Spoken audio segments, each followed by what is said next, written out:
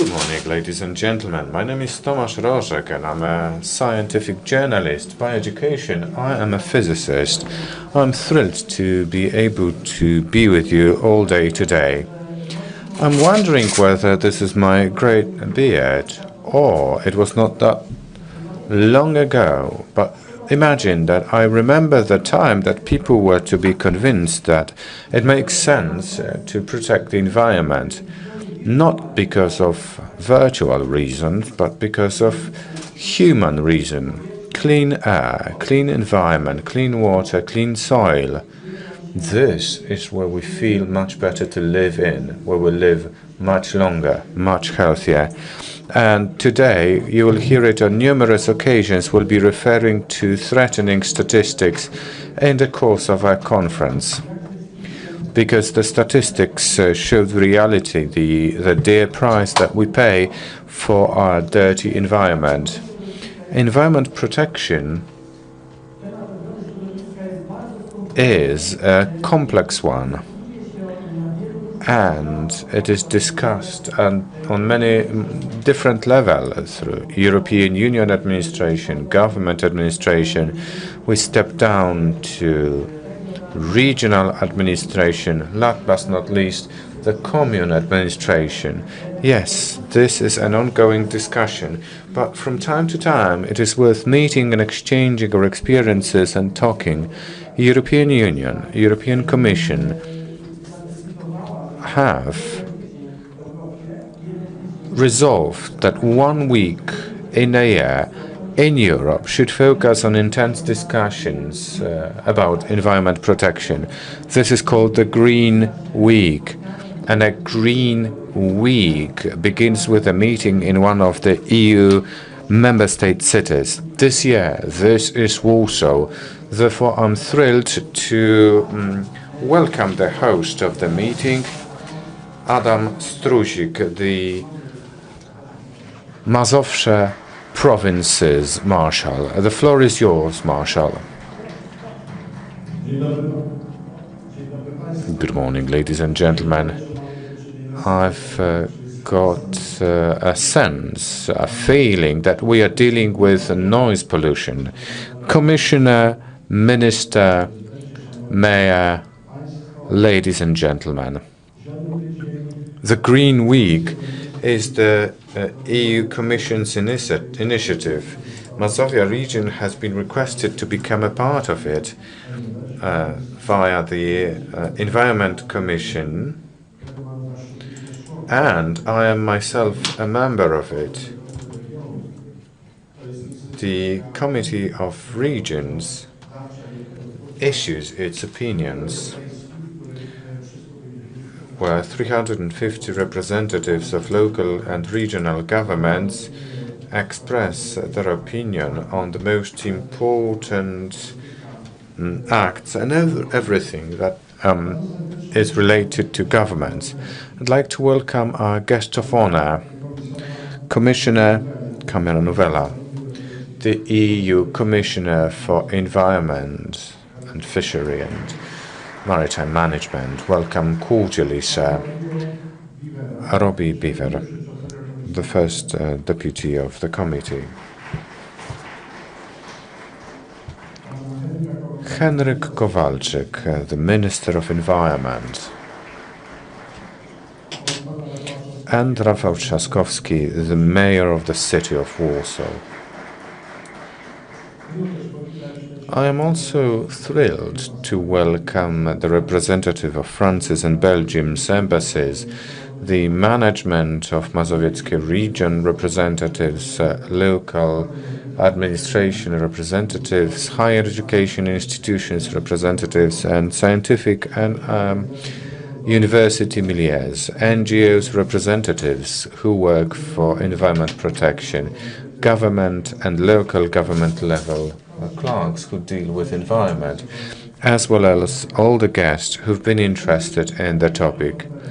In the course of today's conference, we'll have the chance to learn about the region's role in implementation of laws, the objectives of sustainable environment management, practical measures of European directives implementation in Mazowshe region, as well as RES implementation schemes and energy efficiency. There'll be Janina Ewa Orzełowska, the board member of Mazowieckie region, the deputy of the commission, Dorota Białczak, the Sustainable Development Department and Cooperation Department in the Ministry of Environment, Mr. Bartosz Dubiński, the Mazowieckie Energy Management Board. Then we are going to have the debate that focuses on the path from theory to practice, efficient environment protection, chaired by Leszek Karski, and it will bring together the Voivodeship Inspectorate for Environment Protection, the Ministry of Environment, the City of Warsaw, Warsaw Water Duct Company, Marshal's Office, and representatives of emissions balancing and management. Efficient environment protection. Not only does it depend on us, it also depends very much on the education of the generations to come.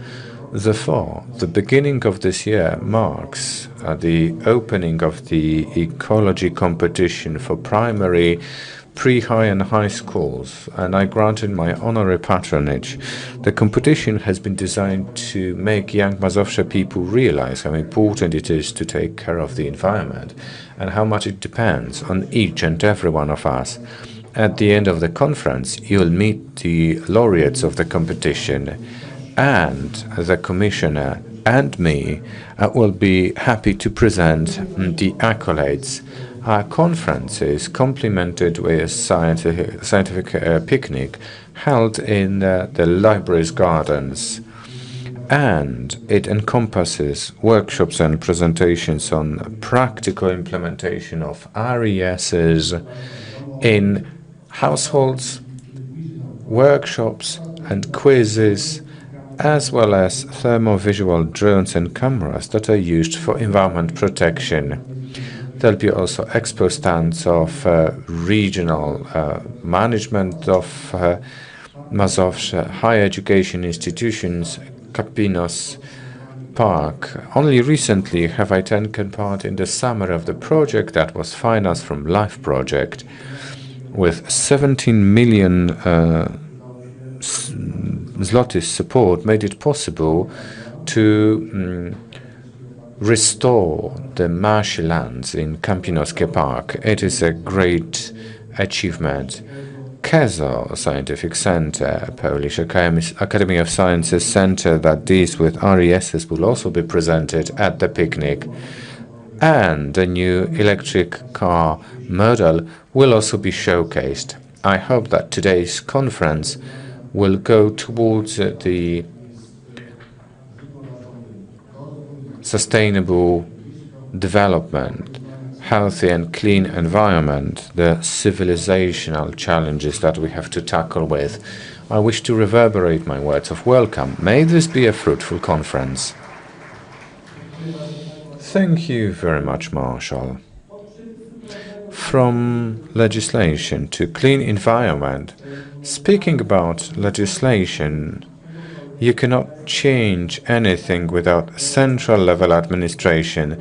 This is my pleasure to welcome the Minister of Environment, Henryk Kowalczyk, to take the floor.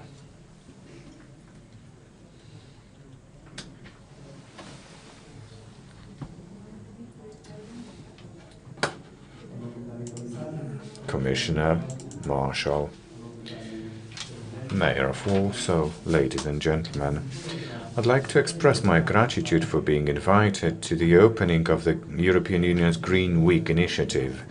I'm very happy that today, as we are celebrating 15 years of Poland's in the European Union, Poland has also been chosen to be the place where we open the Green Week. This year's Green Week, as well as the topic of today's conference, refer to what has been published by the European Commission in April this year, namely the report on implementation of environmental protection measures in specific member states. Poland was very much interested in the European Union's Commission's initiative on the cyclical review of environment protection policies implementation in the European Union. We know the review's results of 2017 and 19.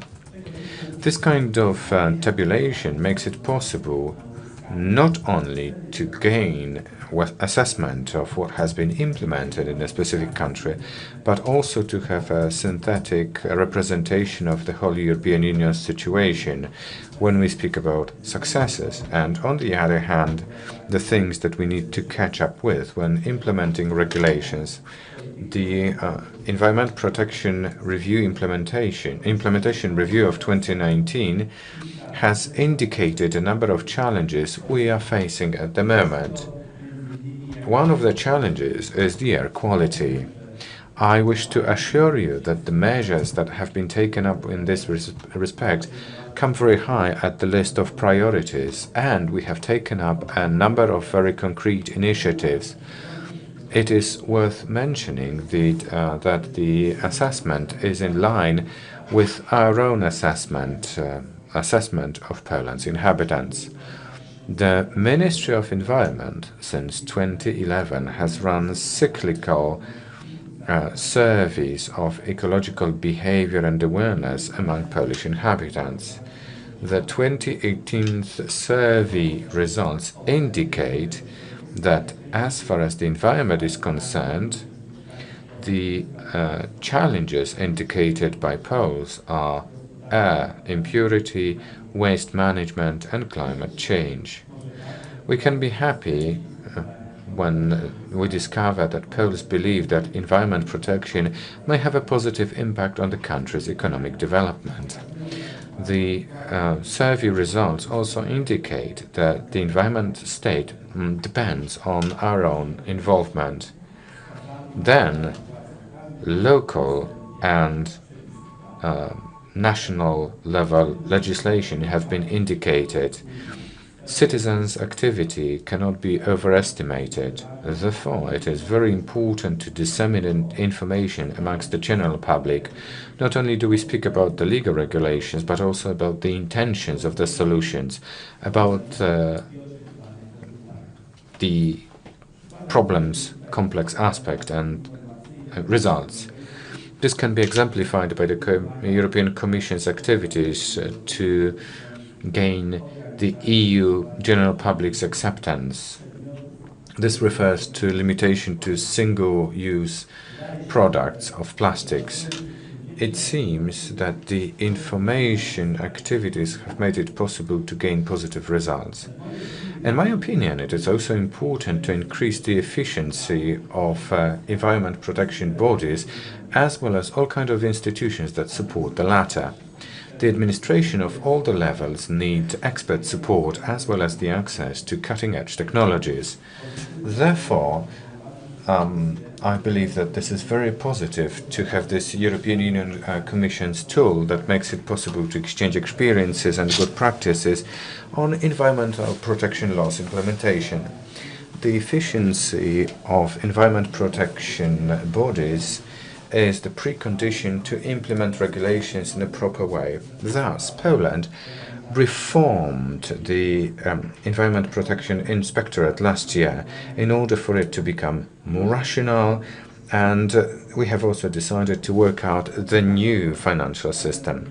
Ladies and gentlemen, I wish to reverberate the fact that environment protection activities are of pivotal importance for Poland. This is the key part of the strategy for responsible development we have in our country. In September 2018, the Republic of Poland government, through the National Fund for Environment Protection and Water Management, launched the Clean Air Priority Program that will run until 2029. The program's main objective is to limit emissions of harmful substances as the result of heating homes, poor quality fuels in obsolete home installations. I hope that the results of our activities to improve the air quality will be noticed in the consecutive review. At the same time, we'd like to notice that the challenges that Poland is facing are also the challenges for other countries. This implementation shortcomings in EU policies has been noticed in a great number of member states. The implementation problems should make us reflect upon the topic, because it may demonstrate that the EU-level legislation may not be sufficient enough. And there comes the question whether it is feasible to implement in a time scope that has been outlined, whether the environmental objectives take into consideration the specificity of particular countries, geography-wise, as well as economy development-wise or consumption structure. I'd like to note to one dependence. The environment policy implementation efficiency depends on activities in other sectors. The legislation related to environment has got a strong impact on other social and economic areas, and vice versa. Therefore, it seems to take the environment policy as a part of the horizontal policy, which means that environmental questions should be discussed at the forum of other business sectors for us, to take more measures to make Europe greener, to continue this way of implementation of EU's economic and budget policies. Ladies and gentlemen, environment policies' efficient implementation does not only mean the law only. It is of utmost importance to involve and enhance the involvement of all partners and stakeholders. It is important to have efficient administration of all levels, to have active private sector, and first and foremost, to have civic society organizations' involvement, as well as particular citizens of all the countries. Only then can we say that environmental laws provide clean air. May this be a fruitful discussion, and thank you very much for your attention.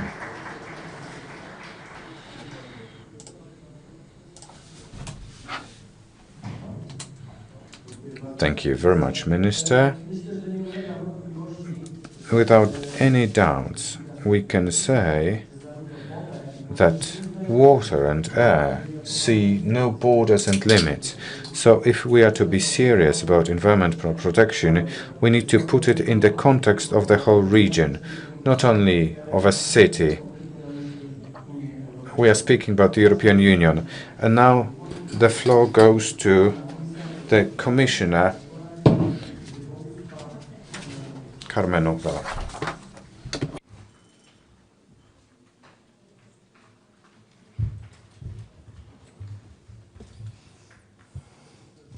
Thank you very much, and a very good morning to all of you present.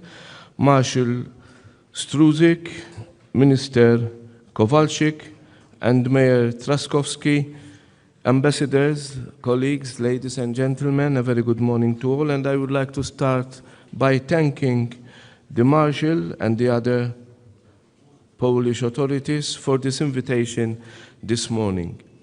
As you have already heard, Green Week has a lot of history. This is the 19th edition of Green Week, but it's our first visit to Mazovia. Thank you for making us feel so welcome. We had a number of offers from a number of cities from the European Union who were very keen to host the opening. But I have to say that two elements in your proposal really stood out. First of all, it's clear that you are already succeeding on the main challenge. Our team this year is implementation. Our team is putting environmental laws into practice, and your approach is a great example to follow. We were stuck struck by the way that you are bringing together the different levels of governance and involving all the main actors at the national, at the regional, and also at the local level. I am very much looking forward to seeing how this interplay is actually working in practice. That involvement of everyone concerned is absolutely at the very heart of our conference this year. That's what we need to see all around Europe, and it's great to start here, right in the heart of Poland. And secondly, we were very much, and we appreciated the way that you are involving the younger generation, the way you are involving youth, young people. Our focus is on implementation today, but we do this not for the present, but we do this for the future. It's the coming generation who have to deal with the consequences of our present actions.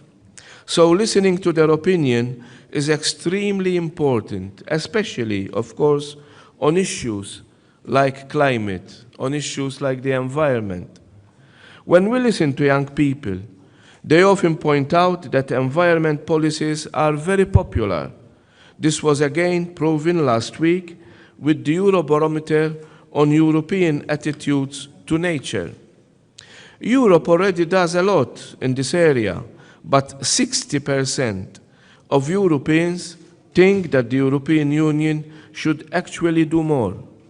80% of European citizens agree that the European Union environmental legislation is necessary for protecting the environment in their country, and over 80% agree that the EU should be able to check that environmental laws are being correctly applied.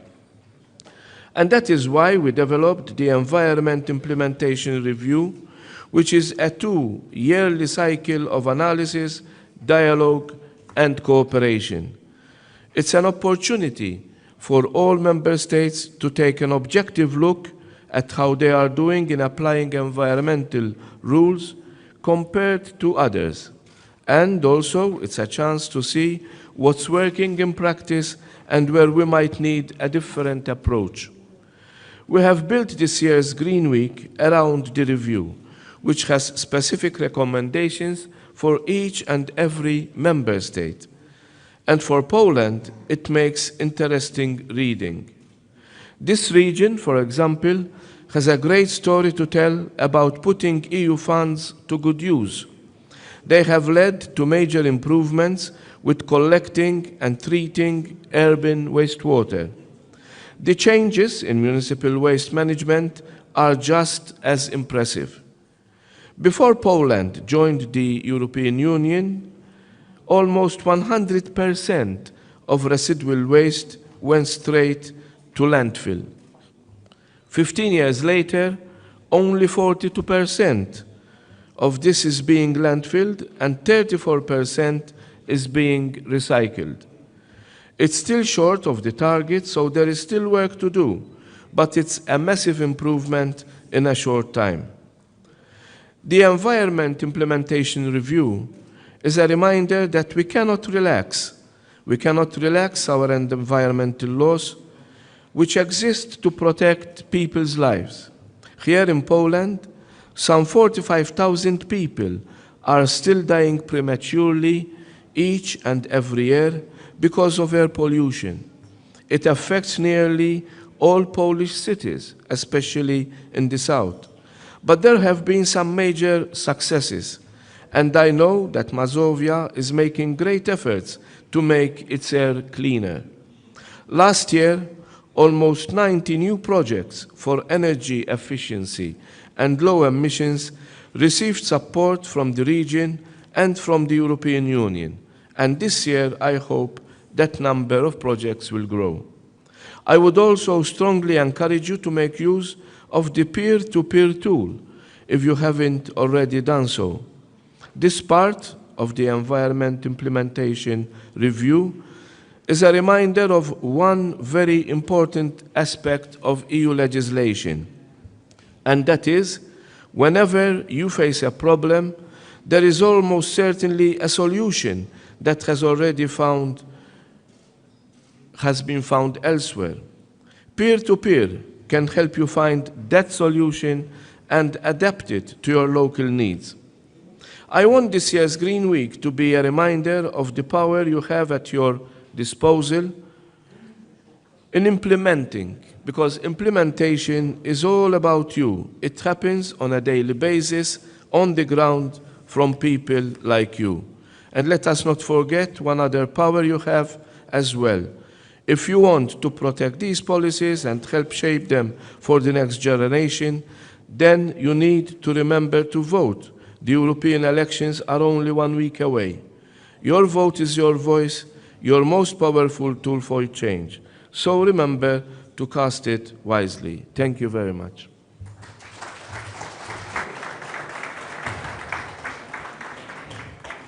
Dziękuję bardzo, panie komisarzu. Thank you very much, Commissioner. We know that when we discuss legislation changes, we speak about government administration. If we want to implement big programs, we need to do it with other countries. Mayor of Warsaw will be taking the floor now because local governments are very important in the process too. Marshal, Minister, Commissioner, ladies and gentlemen. Let me start with English. Coming to Warsaw, welcome to Warsaw. It is very important that we can actually talk about environmental challenges here in our city. As you've heard, a city under construction. We are changing this city every day and actually fighting smog and making our efforts as top priority to actually introduce sustainable environment. This is at the top of our priorities, and also those are the topics that we discuss with our citizens on a daily basis. That's why it is very important that such a debate on a Green Week can be held here in Warsaw. Szanowni Państwo, Ladies and gentlemen, as you know, we are located in University's library building, and it comes as no coincidence because when we talk about our priorities and about the fact that our cities become greener and greener, and they are supposed to become greener and greener, we want to have more and more gardens in the cities. Therefore, we've been brought together, which is a kind of garden, including the garden on the roof. This is one of the most famous and the most wonderful gardens of this type in Europe. It was created by Professor Marek Budzyński. This is one of the examples of sustainable approach and attitude towards the city's developments. Wonderful architecture meets responsible attitude towards environment. This is what we try to take care of in Warsaw. We'd like to see Warsaw's development in this very direction. Speaking about our priorities, Warsaw, which is one of the greenest cities in Europe, we'd like to make Warsaw even greener. We want to make every corner and every district of Warsaw even greener. Trees are great potentials of our cities. We wish to invest in cities' greenery because every penny invested in a tree pays off in big numbers. Therefore, we want to make main streets of the city even greener. We create the green map of Warsaw, the map of trees. What we are going to create is the resources management plan for the city. We're going to create new parks, both big sets as well as smaller linear ones, or the pocket-sized ones, as we call them. And at the moment, we are carrying on work to acquire new areas for forestation. We would like to reverse today's logics that has been predominant in many places of Warsaw, that is investment pressure that pushed away the very important, vital green areas. What we want to do is to intensify the urban development wherever transport services are available and protect green areas. And the other priority is the air, especially when we speak about smog combat. This is utmost priority at the moment. These have been our declarations. We want to combat smog. And this is not the problem of Warsaw only, clean air being the challenge. but our health and well-being very much depends on air quality as well as our well-being. And the well-being and quality of life is one of the most important factors in cities development. By 2022, we want to exclude solid fuels from home furnaces by subsidy scheme and intensification of the central heat provision network. Few people know that Warsaw is ranked second in Europe with the biggest heat network after Minsk in Belarus, but we want this network to reach to all places. And on top of that, we want to use renewable energy sources, and we have earmarked 300 million zlotys in the budget for the coming years. It shows how we show the priority that is clean air. We need to be frank in our saying that low altitude emissions is not everything. We need to speak about transport challenges because transport is the source of emissions. Therefore, we put public transport on the top of the priorities in Warsaw. This has been supported by the European Commission EU money. 40% of all the investment money that we have utilized to support public transport has been the money acquired from the European Union. Therefore, public transport, especially railway transport, as well as bicycle infrastructure development. We also invest in rolling stock exchange so that it is emission-free. And we're going to start the debate on in-city transport limitation. We want to further develop public transport and therefore make Warsaw inhabitants use the public transport as often as possible. And the third question, the limitation of emissions. It happens in cooperation with other European cities. In 2009, Warsaw joined the EU Commission's initiative.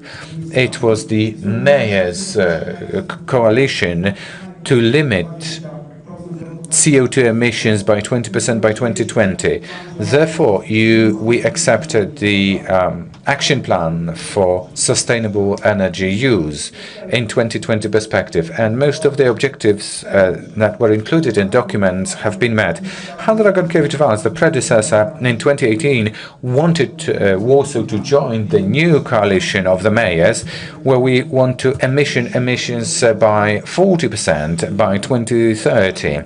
And being the mayor of Warsaw, I'd like to keep up this initiative and support it. And the fourth thing, the question that is associated with getting ready for climate change, also at the regional level.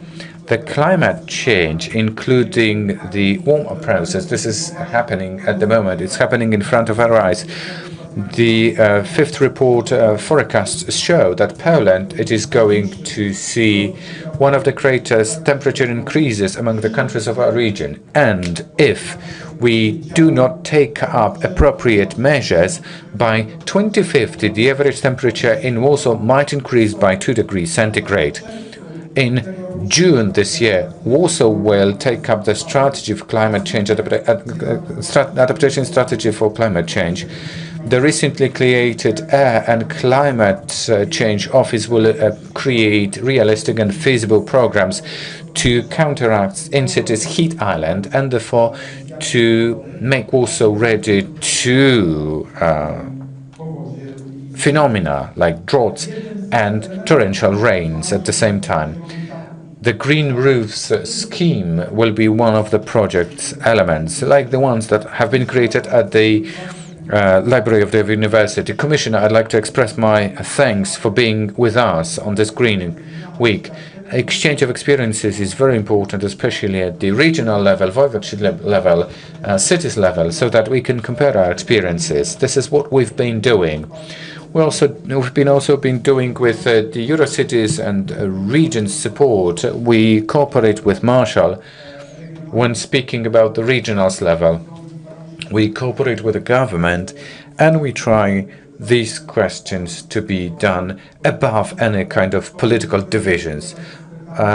in order to have direct contact with the experts, to have the possibility to exchange our experiences in the peer-to-peer format that is supported by the European Commission. This is very important for us because many of these tasks have been taken up at the regions or the cities levels. This is what I want to thank to the Commissioner and to the Commission. May this be a constructive debate. And after that, you are more than welcome to see on-roof green gardens here at the library of Warsaw University. And then take a stroll along the Vistula boulevards. Let me reverberate the fact that most of the investments that you can see in front of your eyes have been supported by the European Union funds and with the support of the European Commission. Yes, indeed.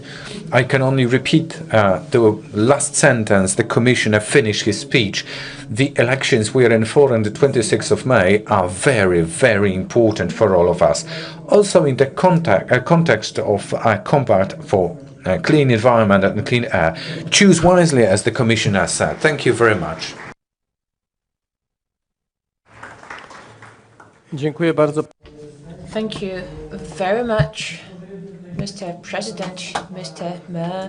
Maybe one of the most important and most often repeated words in your speech were experts and experience as well. So now I would like you to join us with this part of the meeting where you will be able to listen to our experts and listen to how we can protect our environment on many different levels. Robbie Beaver, and this is about from shaping to enforcement, the role of the regions in the creation of and implementation of environmental law. Robbie Beaver, first Vice Chairman of ENVI Commission, the floor is yours.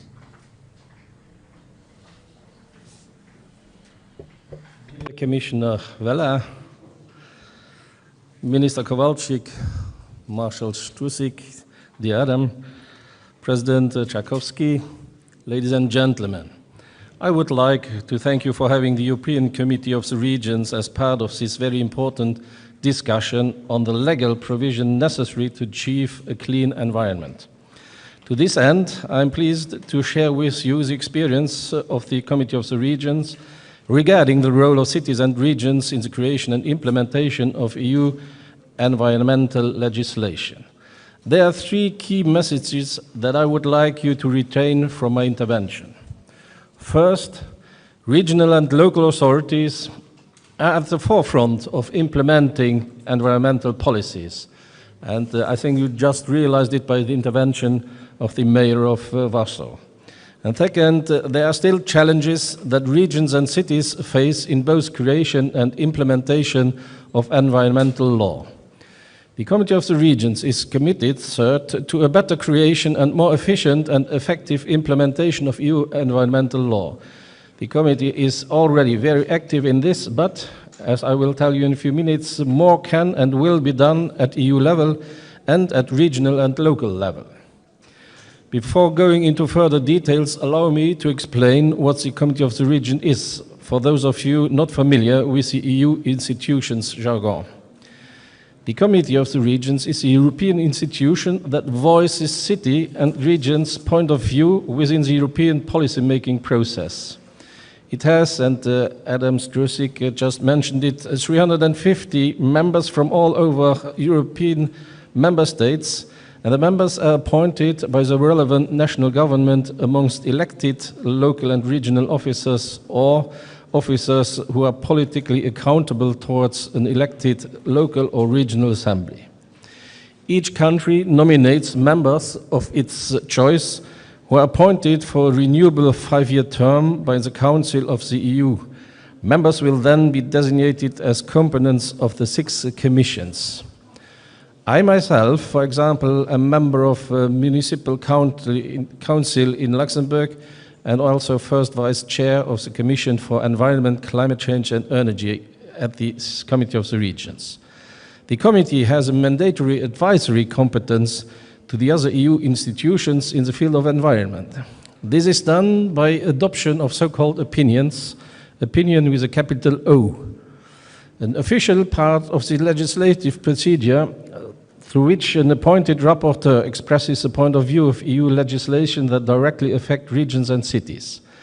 I, for instance, had been rapporteur on the fitness check of the Nature Directive, meaning the Birds and Habitat Directive, and to the Committee of the Regions' contribution to the COP15 on the International Convention of Biological Diversity.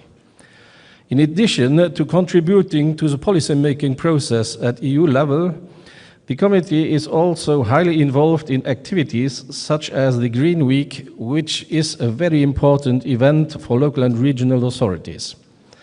This year's focus on implementation of environmental policy is very consistent with the work program of our Commission for Environment, Climate Change and Energy, the ENVI Commission. It is indeed one of the main priorities in our work this year. The committee is therefore particularly engaged with the Green Week. We disseminated as much as possible information about the Green Week to local and regional authorities in contact with the Committee of the Regions. For example, Mr. Synod of the Cabinet of Commissioner Vella presented the Green Week to the members of the Commission during one of our meetings to better illustrate the possibilities for their involvement. I'm glad that many activities have been organized since then. I would like to mention just a few. Starting from today's opening ceremony hosted by Masovia region, thank you, Adam, whose president, Mr. Strusik, a highly engaged member is of our committee. On the 15th of May, the committee hosts the European Week for Waste Reduction Awards in Brussels as pre-conference event of the Green Week. One of our members, Mr. Van der Nadort, who has been rapporteur on the plastics strategy opinion, will be part of the jury for the award.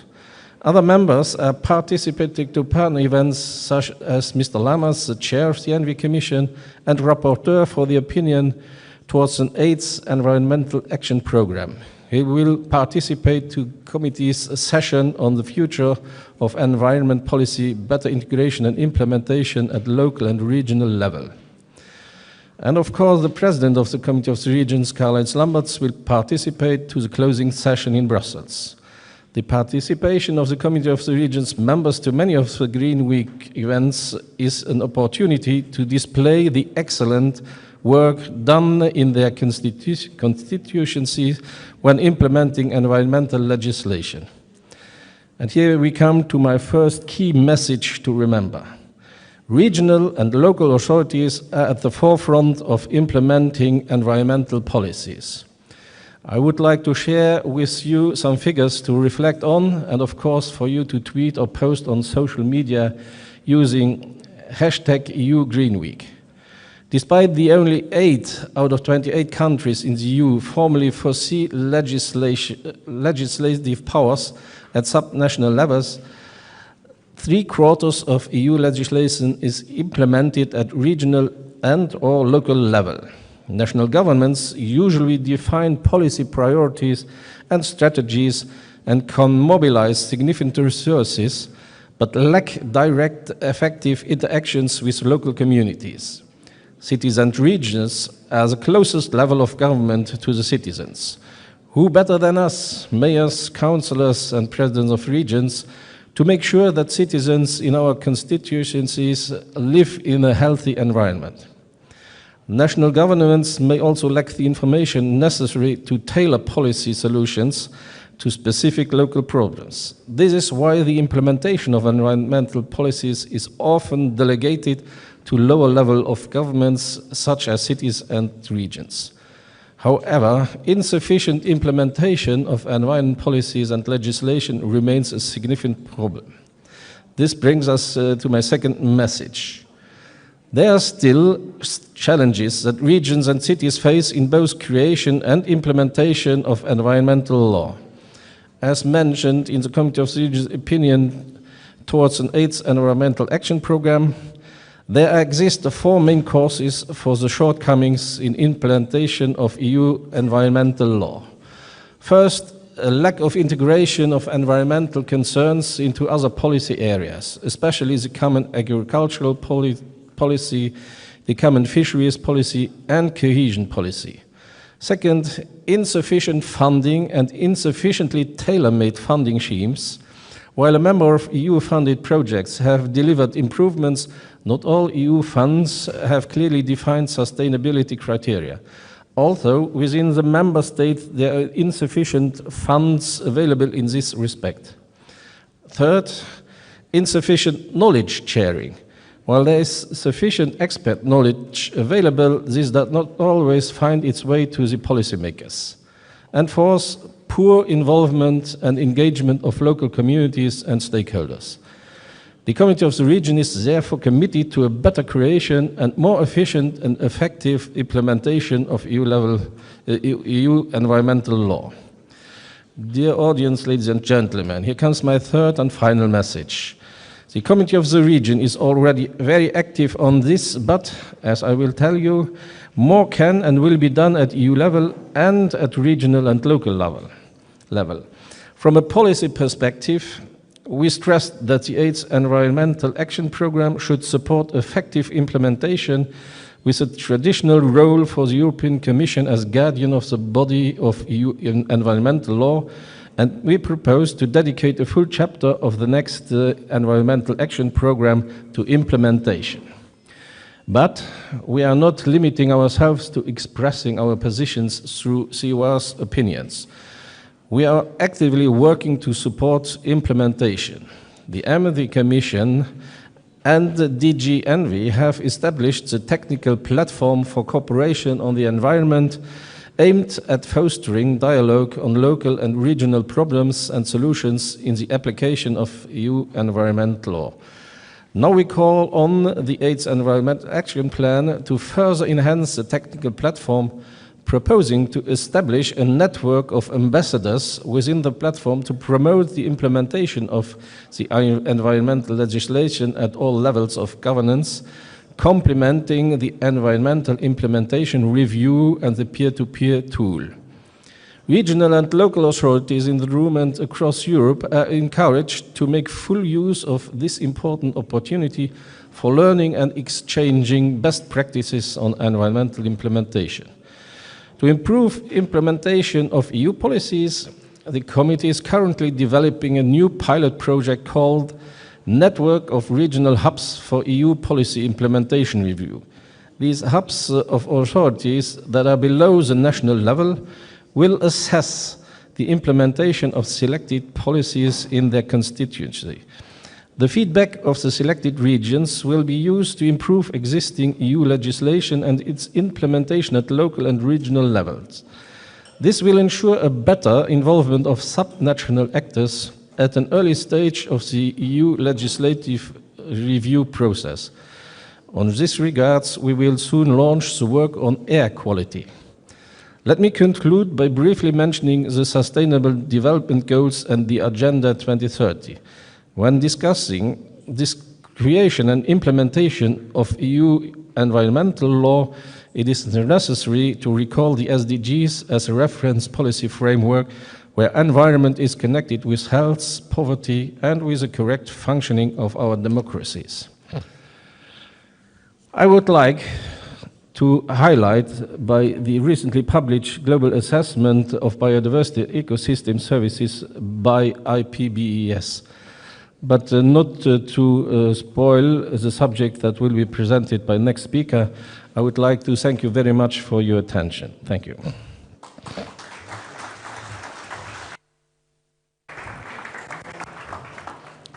Dziękuję bardzo. Szanowni Państwo. Thank you very much, ladies and gentlemen. Now I would like the second speaker, the next speaker, and this is Dorota Białczak, the Director of the Department of Sustainable Development and International Cooperation in the Ministry of Environment of the Republic of Poland, Sustainable Development Goals in the Environmental Dimension in Poland, Implementation Stage. Ms. Białczak, the floor is yours.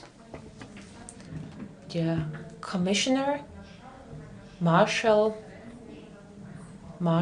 Excellencies, ladies and gentlemen, thank you very much for this invitation to participate in today's conference.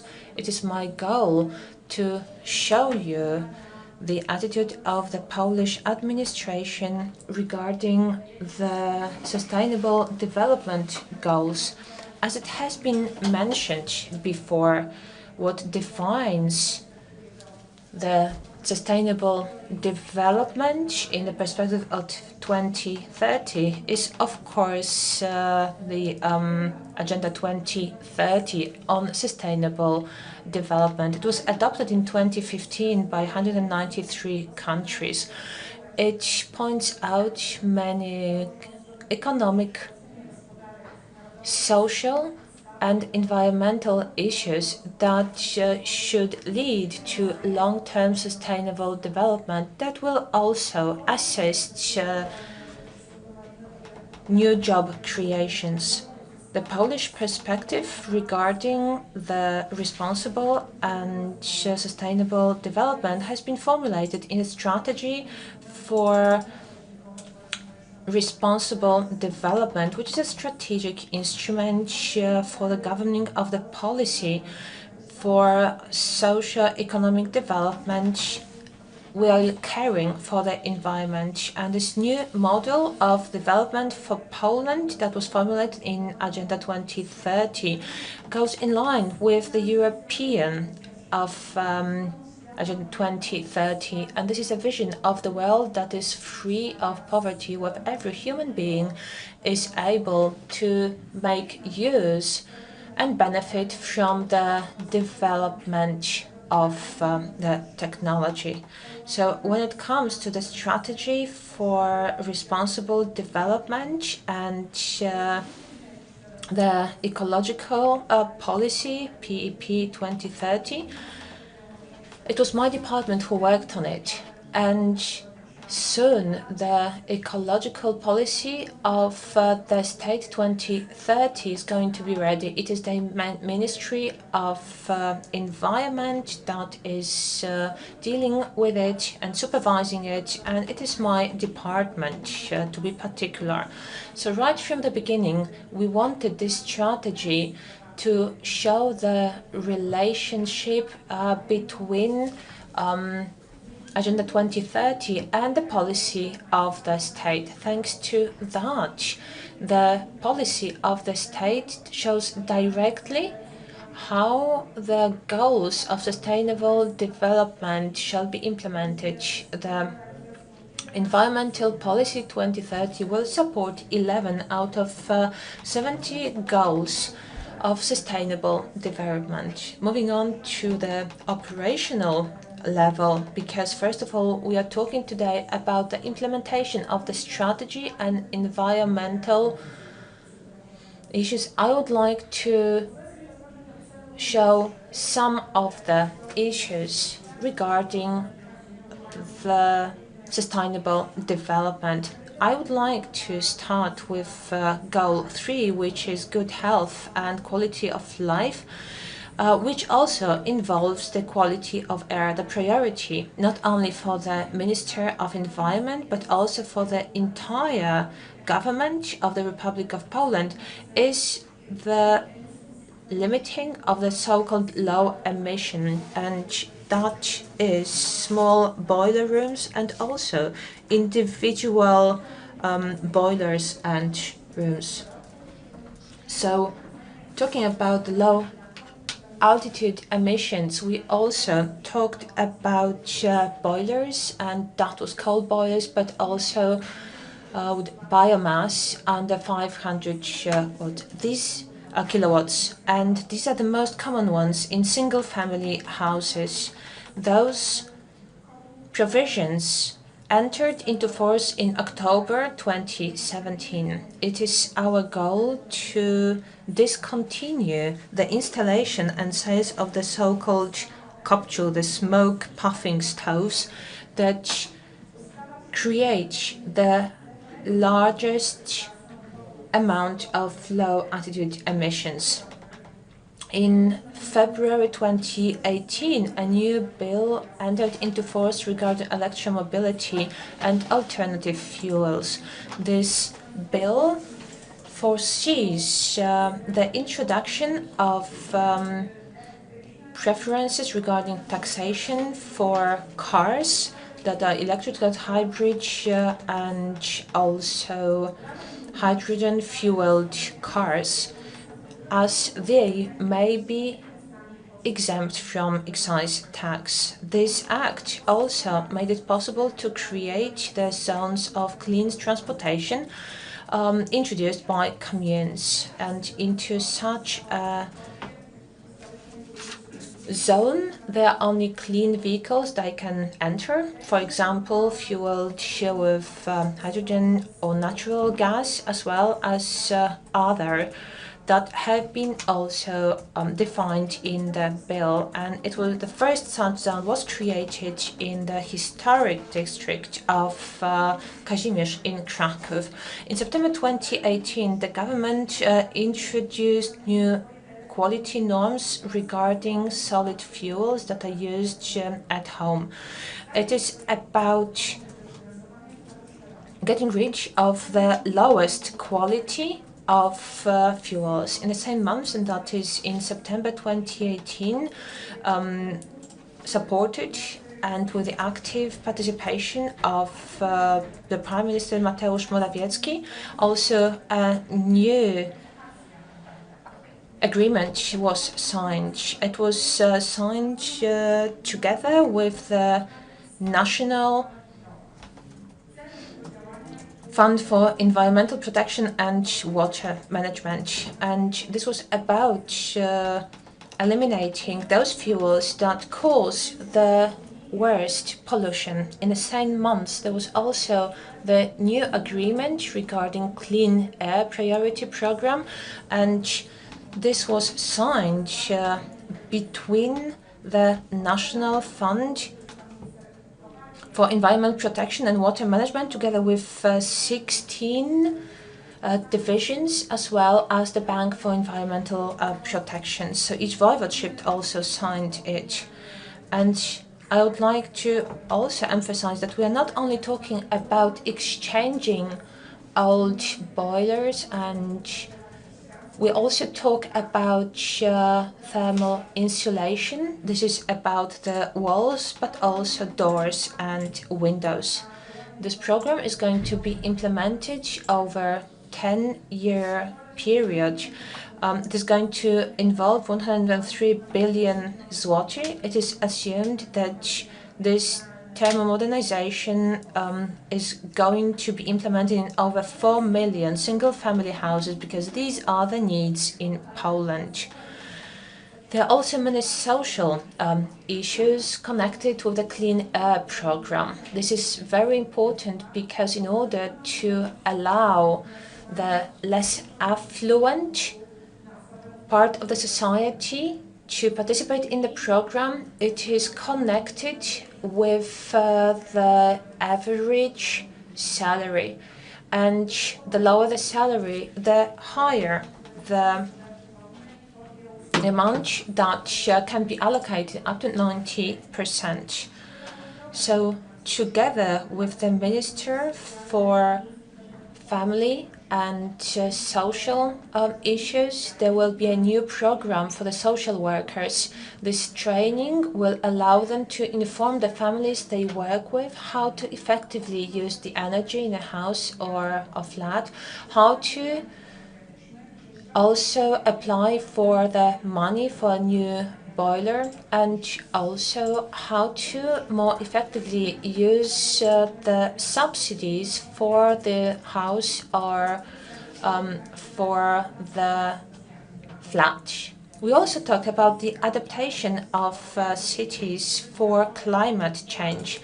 The Ministry of Environment, while looking after the health of Polish men and women, look at the cities, and the cities that allow for access to green areas, especially natural green areas, as well as natural green and blue resources, can lead to lessening the result of climate change that we feel, especially in the cities. And so there was a project regarding the preparation of plans for adaptation to climate change in cities exceeding 100,000 inhabitants, called 44 MPA. The main issue was to look at what changes take place, as well as preparing adequate measures individually for each city. The implementation of the program 44 MPA marks the first step for the adaptation of cities to climate change. It also marks the path for further changes of adaptation in Poland. There will be very tangible adaptive investment that will positively influence the quality of life of the inhabitants. It is the National Fund for Environmental Protection and Water Management within the project Adaptation for Climate Change, and also the modernization of the anti-flooding protection. We also talk about the effective management of waterways. We also look at the static changes in the city infrastructure, in the urban infrastructure, as well as in the green areas, lowering the thermal risk. Also a positive influence over the houses and flats, as well as investment regarding spatial planning in the cities. All of this is going to influence the comfort of life in cities. This requires cooperation of administration of different levels. The Polish government is trying to work with various stakeholders, analyzing various initiatives, at the same time constantly improving their efficiency. It requires very close cooperation of different ministries, as well as local authorities and other stakeholders. And the institutional system for sustainable development in Poland ensures very transparent competence allocation regarding strategic planning, operational programming, management and implementation, as well as the monitoring and evaluation of integrated approach. This institutional system allows for the participation of all social and economic partners in the preparation of integrated strategic documents. It also involves them in the monitoring and the assessment of the policy of development on all levels of development management. It is our goal that we implement all of those actions successfully, and that it will improve the quality of life through the increased prosperity, while at the same time looking after our natural environment. The implementation of Agenda 2030 and its goals is a chance to really support this development that will allow for the sustainable development of the Polish future and the world. Thank you very much for your presentation. Now, Janina Ewa-Żałowska, member of the board of the Mazowieckie Voivodeship, she'll be speaking about practical dimension of the implementation of EU directives in the field of environment protection in the Mazovia region.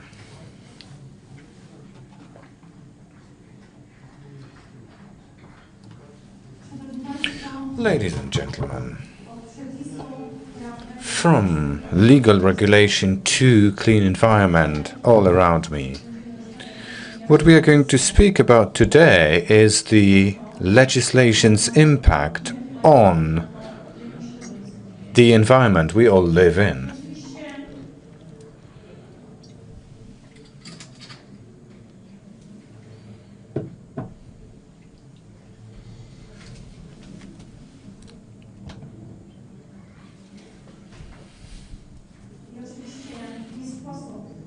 And of course, it is a must to start the presentation by saying that whilst agreeing to the provisions of the treaty, Poland has decided to observe the EU regulations and to implement the regulations on the national level, so that it is the government process implementation that is wrapped down to the local government's level. Speaking about Mazovia Voivodeship self-government, the bodies of Mazowiecki region have a number of tasks on environment protection. They prepare a protection program, long and short-term action plans. Therefore, we are flexible in our reaction to what happens with the air in Mazowsze. We create a voivodeship program for environment protection. The program, that is the government's environment policy implementation.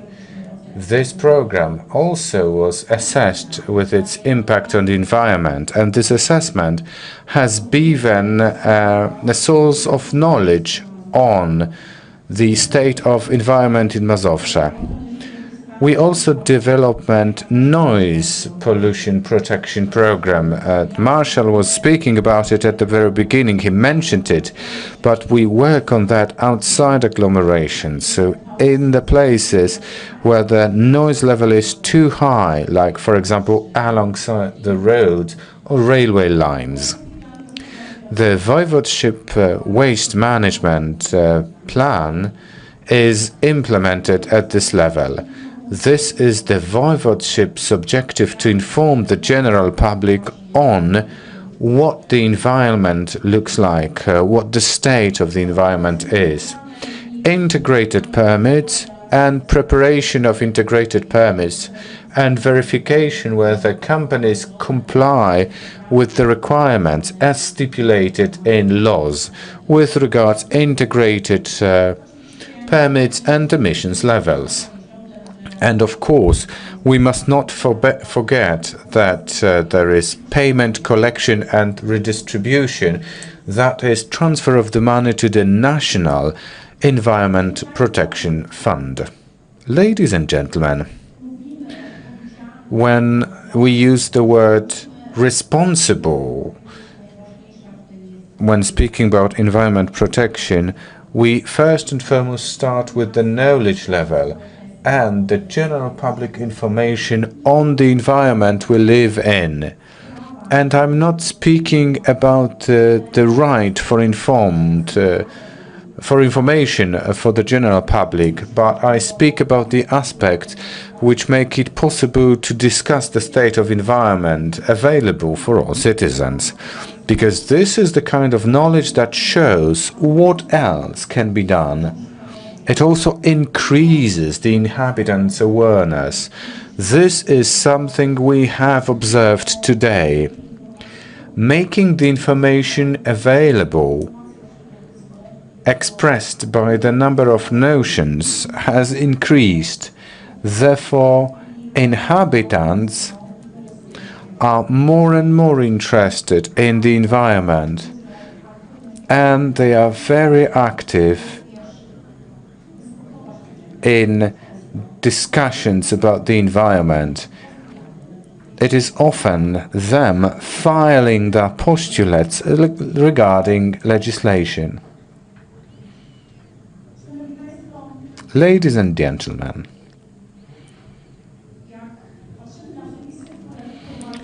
when we look into regulations that implement methodologies, we find that knowledge is of utmost importance for us.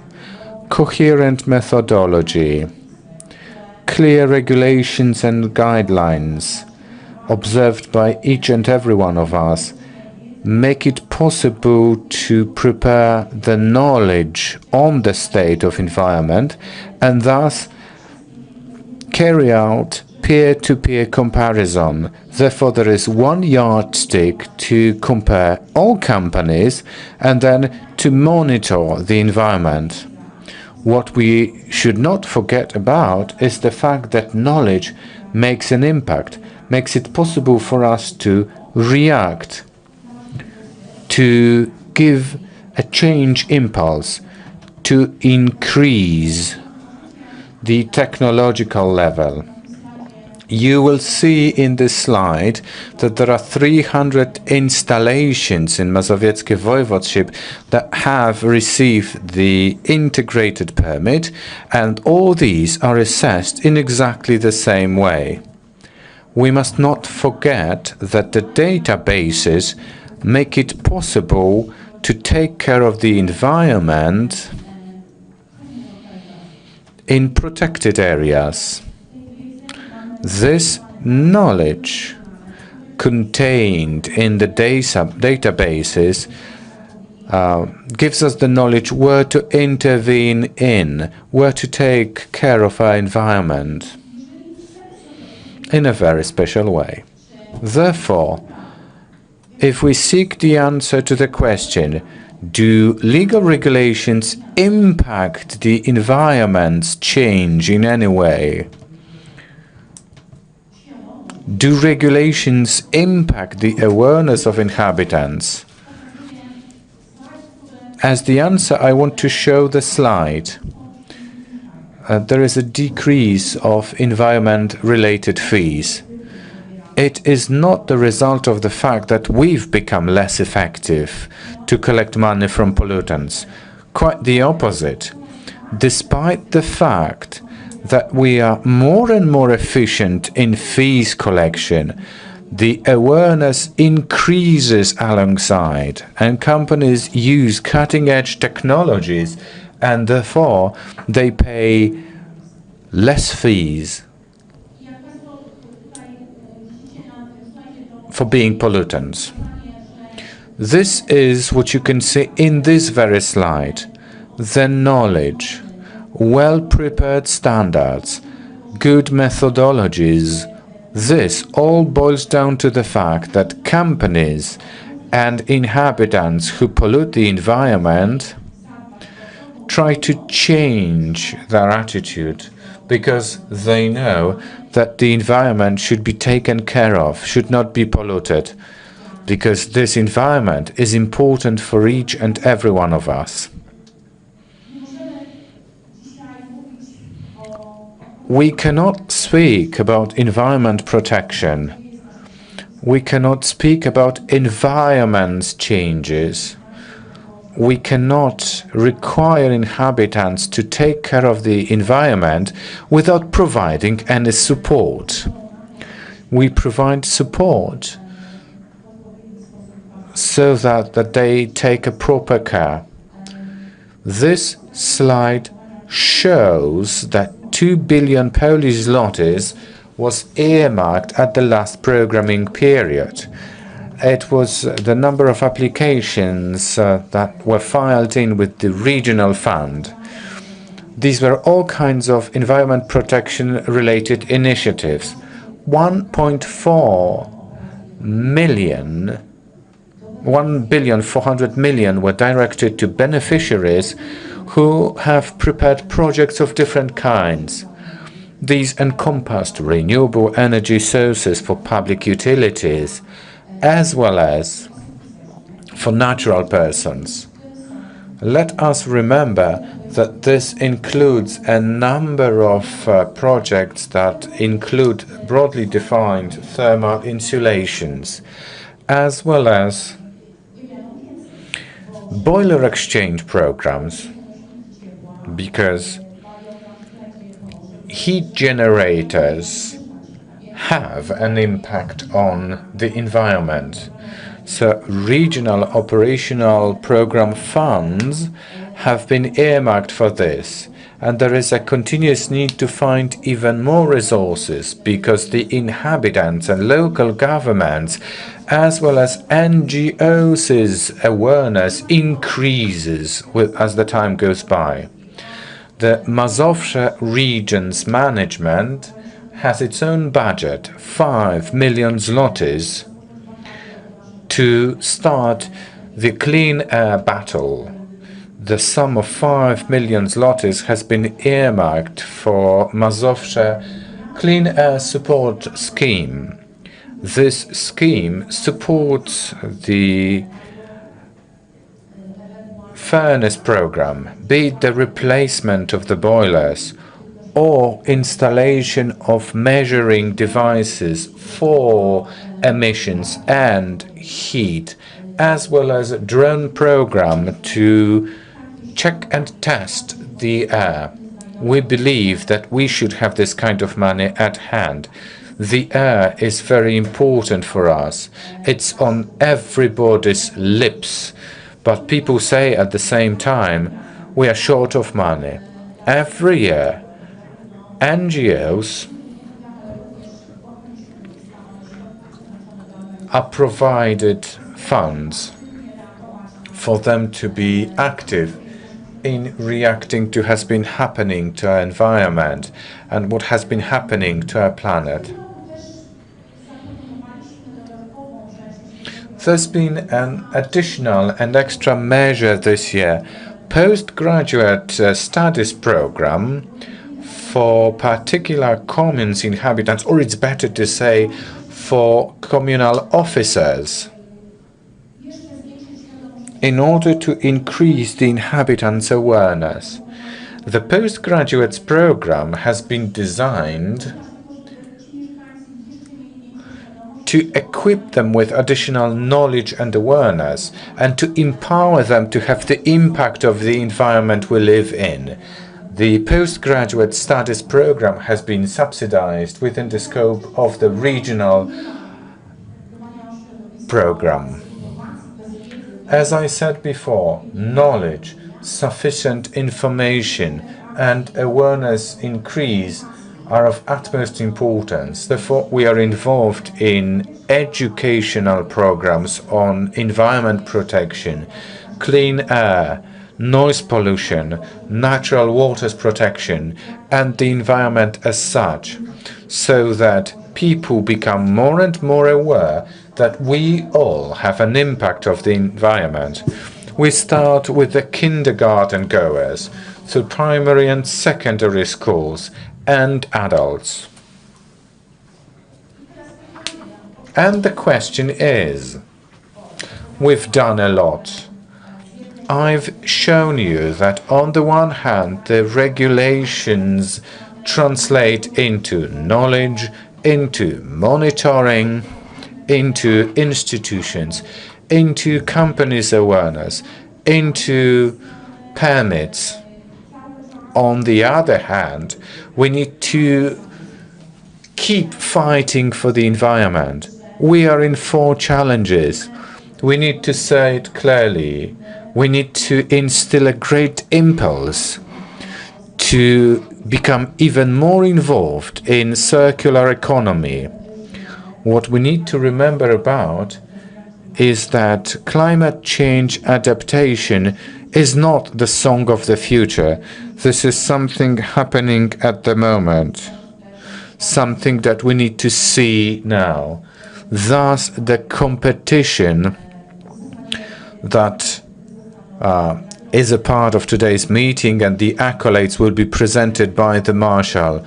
Young people should think more about climate, because climate is the part of their own homes. What we are in for, ladies and gentlemen, is the Water Measures Program continuation. This scope has been kind of limited recently, but the EU directive clearly informs us that we should take care of the retention pools, because we know that water is a great problem at the moment. Recent weather anomalies have only indicated that we should take care of water resources, of water management, because we might run short of water soon. And something that has seen many years continuation, like heat generation devices replacement, thermal insulation, renewable energy sources, public transport. All these elements should see intensification, so that we take care of the low-altitude emissions. There is much ahead of us.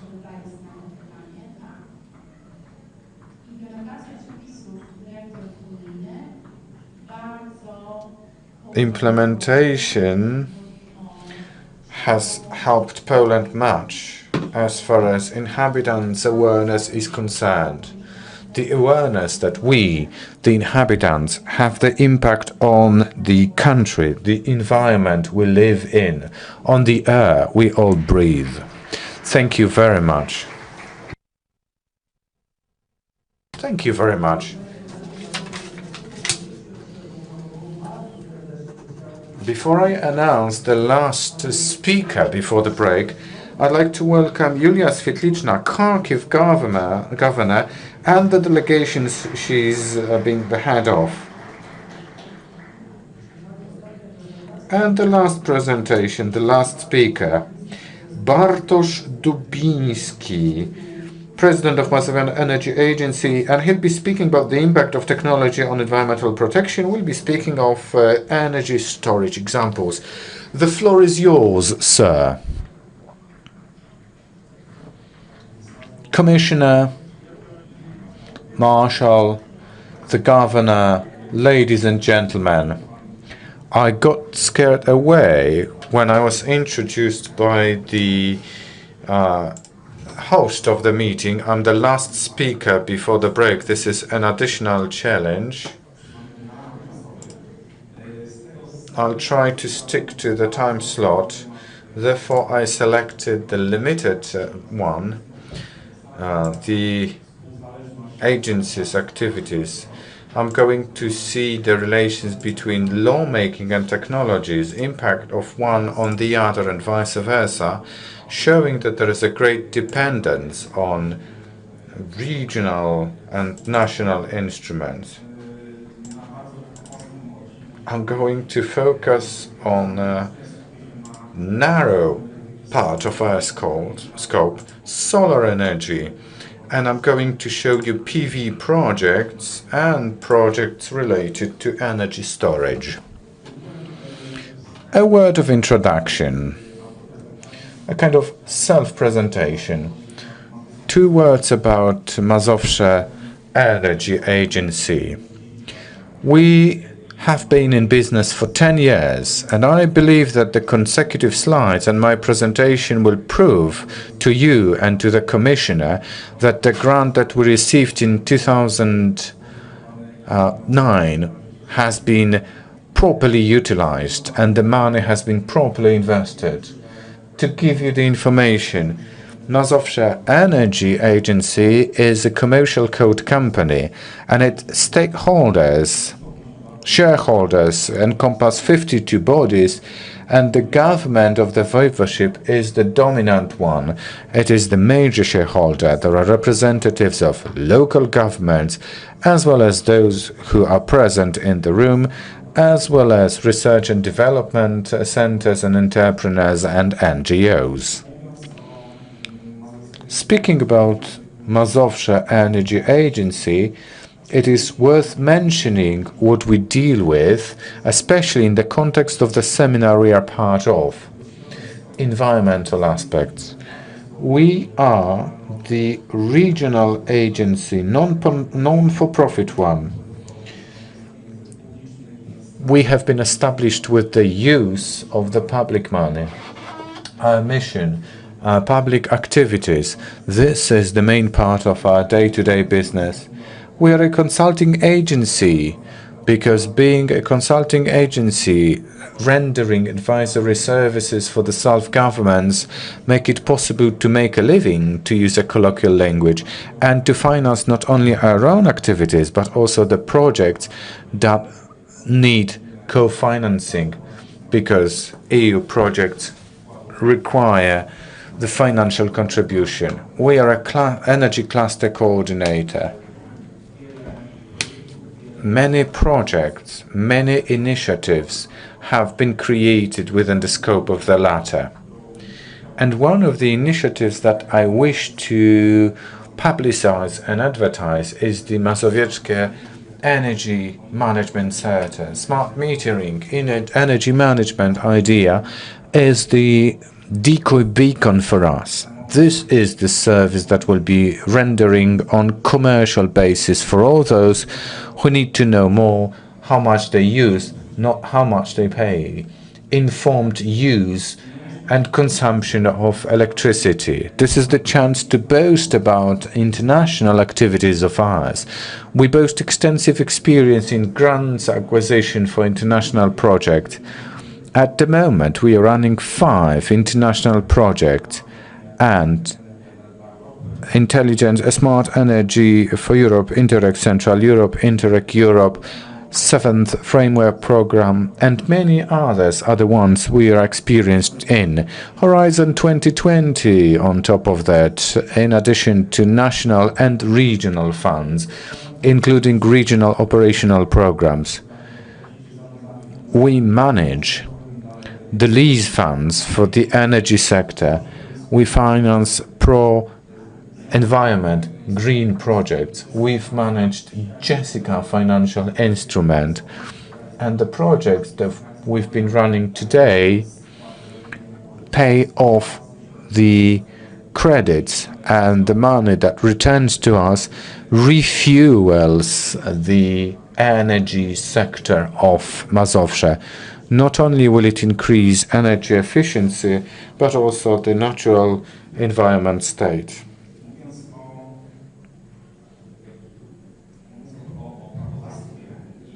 Speaking about lawmaking and environment projects, I'd like to focus on a narrow aspect. RES sector. In most cases, it helps to stimulate energy projects. Let me quote some facts and figures to show the legal regulation's impact on the state. Let me start with the RES Act that has been in force since 20th February. This act outlines the conditions and principles for RES generation. Distribution networks operators are obliged to take off the energy from small micro installations. According to this act, it is also possible for household to sell the surplus of energy into the grid.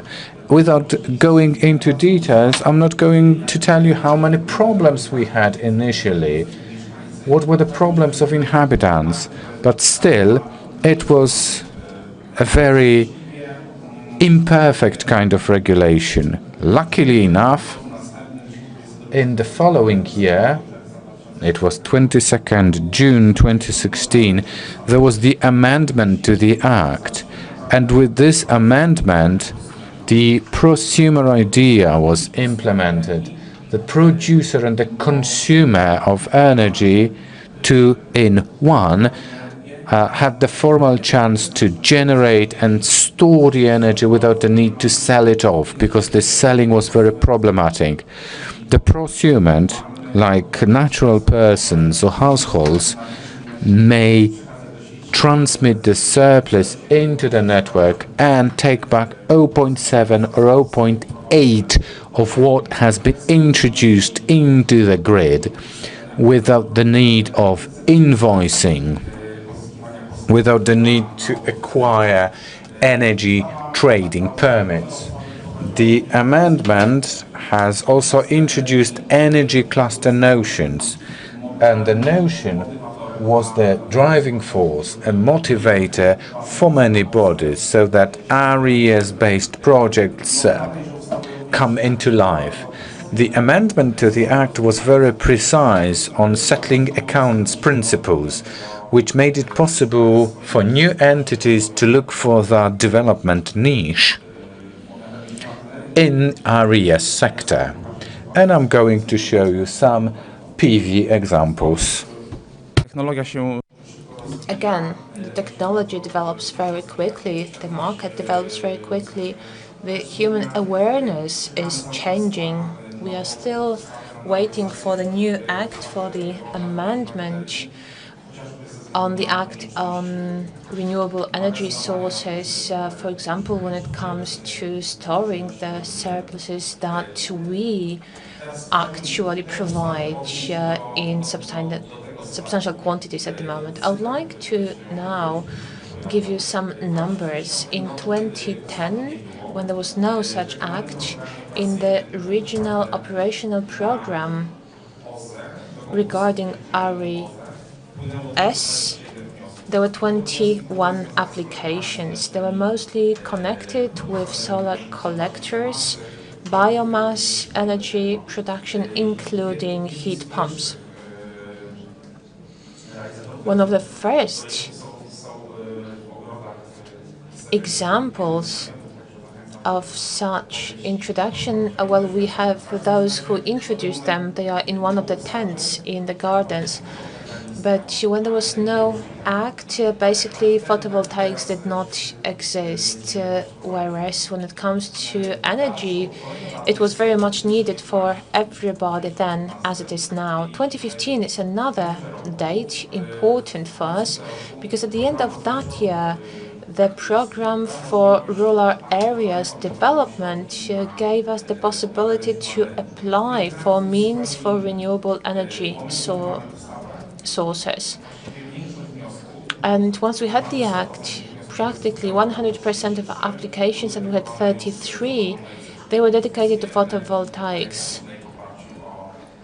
And that was electric energy production based on solar energy. So after the amendment of the RES Act, that's 2016, we have got 71 applications, and again, this was the solar energy, photovoltaics, plus biomass and heat pumps. At all times in those projects, we still don't have the element of energy storage, and as long as this area is not regulated in the Act, we are afraid that there will be no energy storage also in individual projects. So once again, I would like to refer to numbers. So when we have 2010 no act and 2016 after the act had been introduced, that's 208% increase regarding the applications that were submitted. So this is basically an increase with the projects dedicated to photovoltaics. Of course, it's all very nice to see those trends that support our opinions and the trends that we would like to show. So we can also see below the increase in number of prosumers in the Mazovia region. And I would like to show you the last projects that were dedicated to RES in Mazovia, and it also shows us that there is a constant interest in the renewable energy sources, and we can see that we have a point of reference, and I am sure that once we have a new amendment, we will be able to add another element to photovoltaics, and that will be energy storage. These are just some examples of photos that we had helped to present in Mazovshe, in the Mazovia region. And I wanted to show you some examples of buildings and facilities that are not maybe ideal, but I wanted to show you that it's really possible to place it nearly everywhere. New buildings, old buildings, renovated buildings. Photovoltaics are being installed. It is being done at all times, and I am sure that with the new funds, we'll be able to use for new photovoltaic systems and if not for that, then they will be, and this is tongue-in-cheek, of course, this is going to be energy storage, because when we produce energy, what can we do with it? Can we sell it? Can't we sell it? Do we have to store it for our own needs, or can we send it to the grid? As long as we don't have very clear rules, then the storage system is going to be well described in literature, because technically it is fully possible, and this is just tongue-in-cheek that you can see over here. But storing energy is not something completely unknown to us as the MAE. As we can see, this was the 7th framework program. This is a storage facility which is used in the psychiatric hospital in Ząbki, close to Warsaw. So this was the first time that we started working on it as the Mazovian Energy Agency. So because of the Green Week, we would like to use this opportunity to tell you that soon we are going to have the first Polish hybrid bicycle. There is storage, there is hydrogen storage. This is not the bicycle that I'm talking about. This bicycle was being tested in France. I can't show it to you at the moment. But there is going to be a bicycle made in Poland. It's going to be the first public viewing, and next week we are going to have a meeting of bicycle manufacturer union, and for us, with the Mazovian Energy Agency, we are very happy that when it comes to energy storage, we'll be able to also contribute to this development.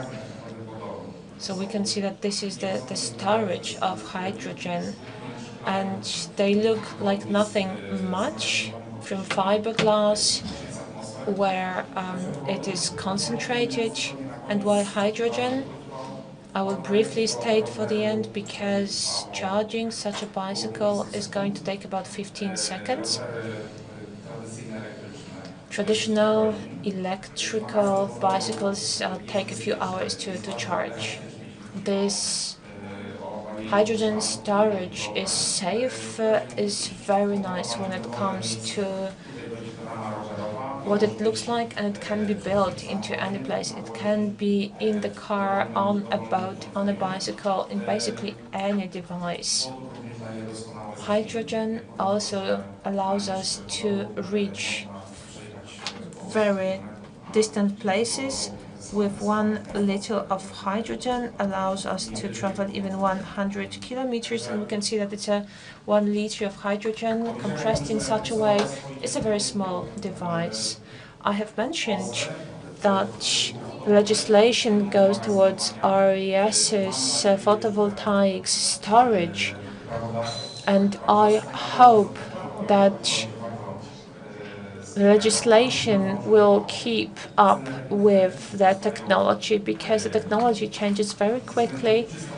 The prices of energy keep going up, and because of the new needs and new technologies, the users will need new technologies, and hydrogen is something that is available everywhere. Also, the EU politicians make us really look at the economic development with the environment protection in mind.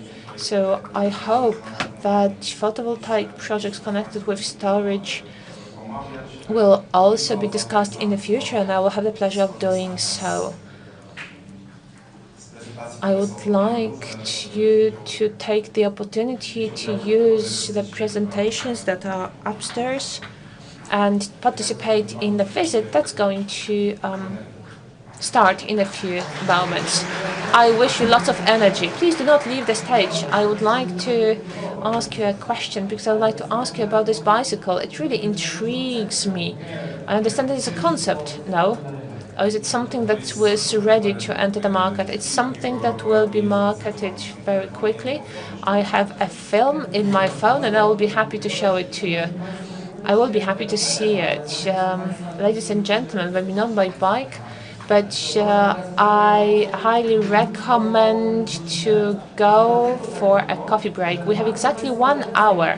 1 hour, and I would like to encourage you to take a moment to go to the garden, because this is where the exposition is. This is where we have also the science picnic. So please join us in the garden and come back after the break. Thank you very much.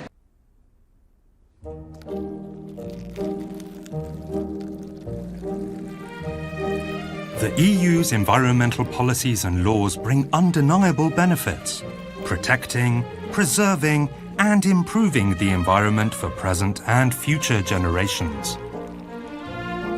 We have great laws, in fact the most ambitious ones in the world.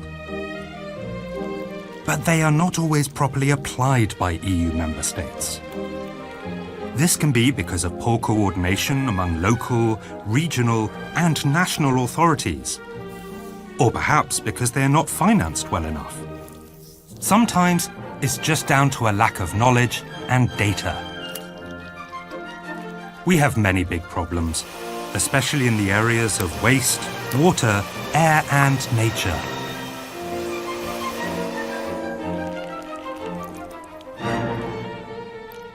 But the EU can help, bringing countries and other players together to share information, methodologies, and best practice so that problems can be worked through and overcome. In this way, the EU itself helps countries to fully apply the environmental laws, protecting all EU citizens and enhancing their quality of life.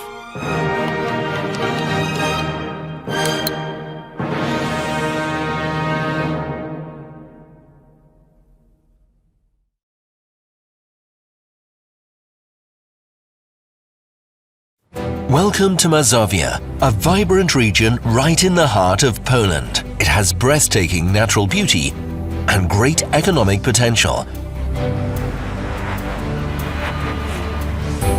Whatever your venture is, you can do it in Mazovia. It is an environment that has all that it takes to develop your idea. Mazovia gives you the access to creative co-working spaces,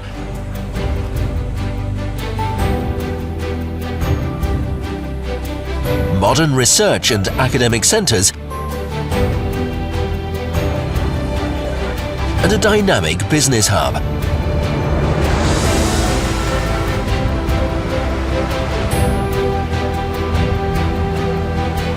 But your Made in Mazovia idea is just the beginning. Here, you have plenty of ways to foster your investment. Mazovia offers expert support in conducting research, innovative approaches to science, and new technologies. Sometimes it pays off to invest in a prototype. Other times you can't resist taking a chance to reap the benefits of your hard work. However you want to develop your idea, you can do it in Mazovia. Think about the logistics of your Made in Mazovia product. They're vital when it comes to resources and goods, but also to people. Potential clients and partners, both local and international, will be drawn to your business from all over the world. Finally, envision the future of your Made in Mazovia idea. You might create a product that will make life easier for consumers all around the globe, or become a game changer in your economy sector. Perhaps you will discover something that no one else has noticed before.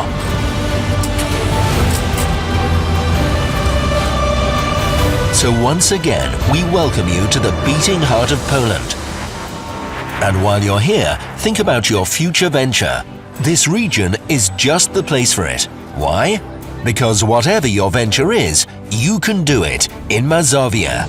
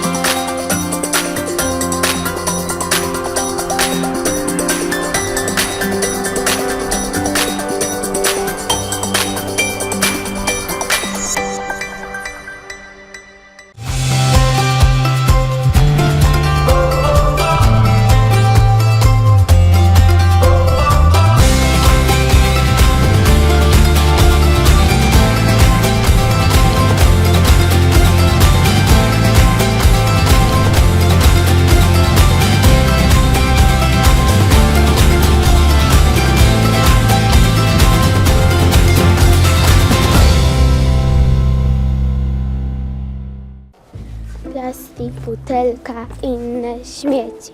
Palisz nimi, trujesz dzieci. Ołów, azot, groźny smog nie odstąpi cię na krok. Tato, a skąd się bierze smog? Bardzo dobre pytanie, synu. Widzisz? Dowiakowa. Zobacz, jak rozrabia na podwórku. To stąd ten cały smog? No a jak?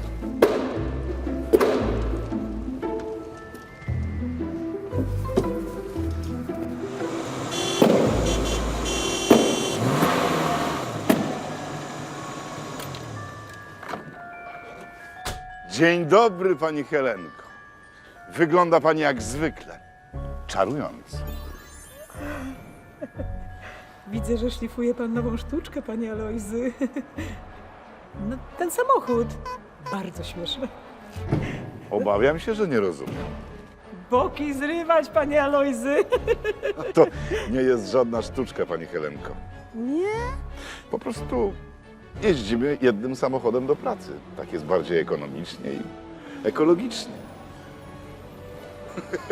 Przed panią nic się nie ukryje, pani Helenko. Oczywiście, że to jest sztuczka. Powiem więcej. Gwóźdź programu. Wiedziałam! A jak pan nazwie ten swój nowy trik, panie Alojzy? Nazwę go znikający smog. Chcesz się wreszcie pozbyć smogu, a korzystasz z samochodu? Nie jedź sam, lecz zabierz kogoś. Raz, że raźniej, dwa, że zdrowo. Raz, dwa, trzy, o powietrze zadbaj ty.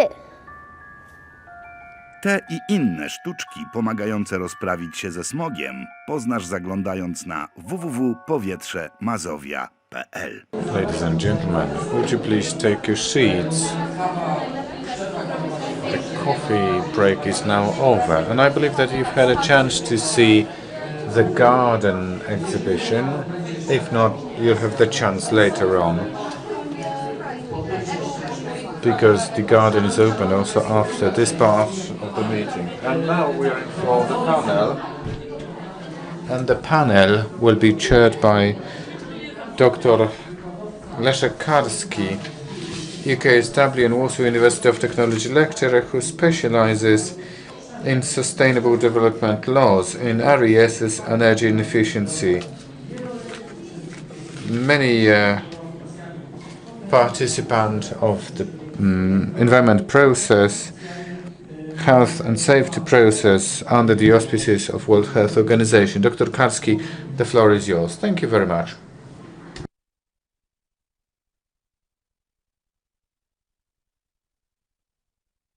Ladies and gentlemen,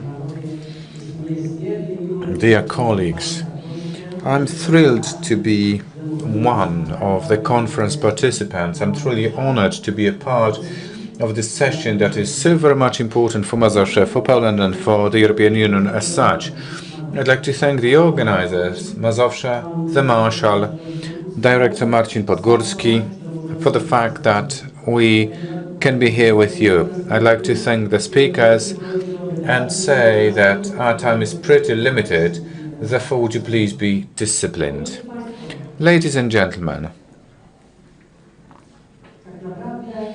as a matter of fact, it's been great. Poland delivers on sustainable development tasks. We are the leader of the domain of environment protection laws, waste law, air protection law, climate, not a problem for us.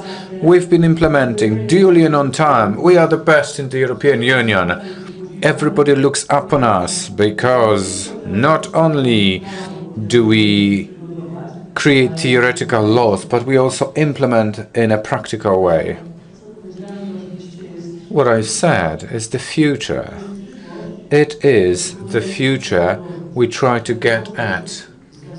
We try to get at this future owing to the values attached to environment laws, development and implementation. And the values mean quality of life, mean health and safety and well-being. This is the protection of premature deaths. Therefore, ladies and gentlemen, it is so important to implement EU's environment protection laws, to make the law efficient, more than theory, to make it practice in our day-to-day business. Ladies and gentlemen, here are the wonderful speakers. The organizers have expanded the discussion scope. Not only do we speak about energy efficiency, which will be the highlight of the meeting, we are going to have broad scope panel on efficiency of environmental protection laws.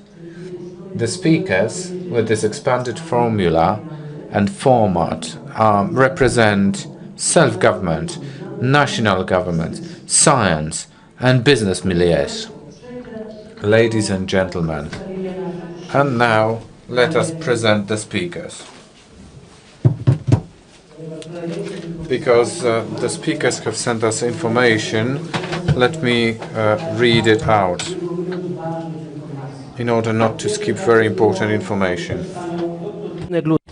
First of all, I would like to welcome Justyna Kuzma, who is responsible for sustainable green at the Office of the President of Forces, responsible for green areas management as well as many other aspects. She graduated from the London School of Economics and Political Science, where she holds a PhD in economic. Lucyna Golatowska, the President, who represents the city of Warsaw. She has been working there since 2016. Before that, she had been a director for many years. By education, she is an economist, and also she is responsible for the piping and the water supply system in Warsaw. Magdalena Grajda, who is responsible for the environmental fees at the Marshal's office in Mazovia Voivodeship. She is responsible for the environment protection. She collects the money for the fund for the environment protection, and we joked that she actually collects so much money that she is the treasurer, the real treasurer.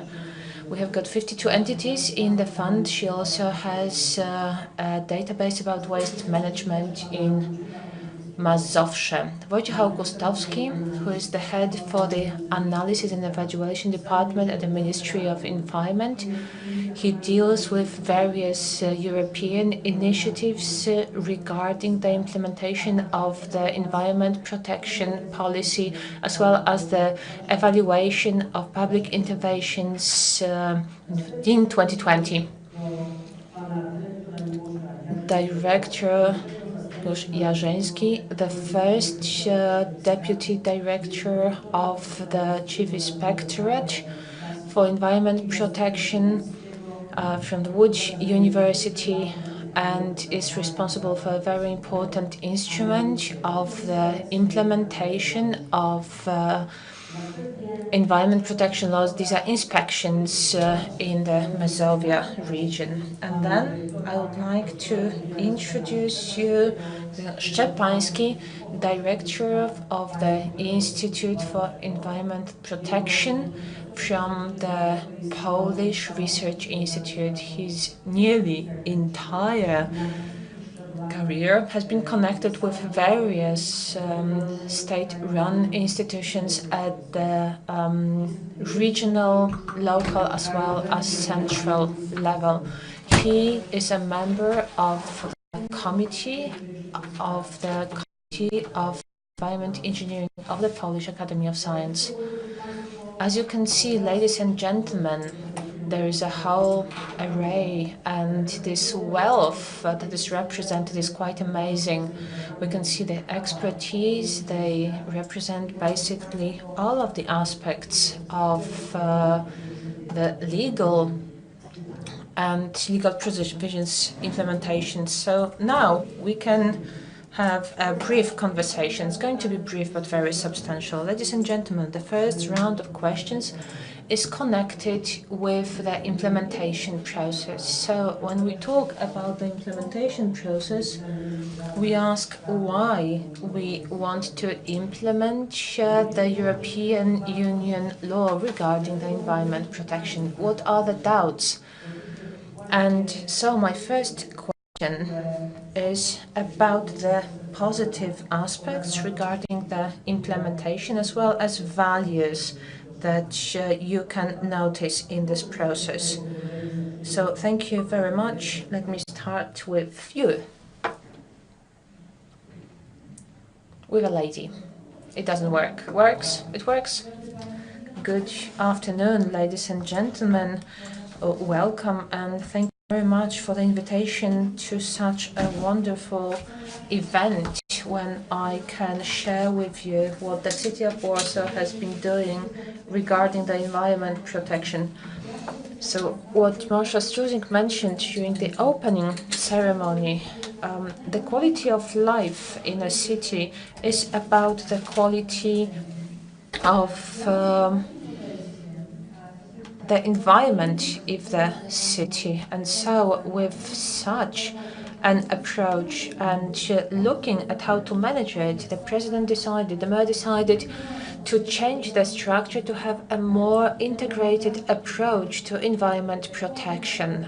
So it is my pleasure to be the coordinator for sustainable development. And it's a process of implementation that we are discussing here. And so it is about creating one structure for all of the institutions that are responsible for the climate, for the greens, and also for the quality of air, that is the low altitude emission and the particulate matter pollution. So it is my task to improve the situation, and in my opinion it was a very good idea to combine them with just one person, one coordinator at the top of the structure, because all of those aspects are very much intertwined.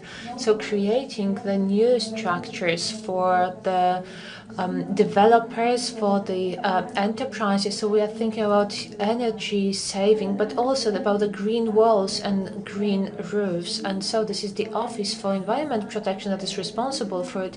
However, the energy standard, these are the competencies of the Office for Air Protection.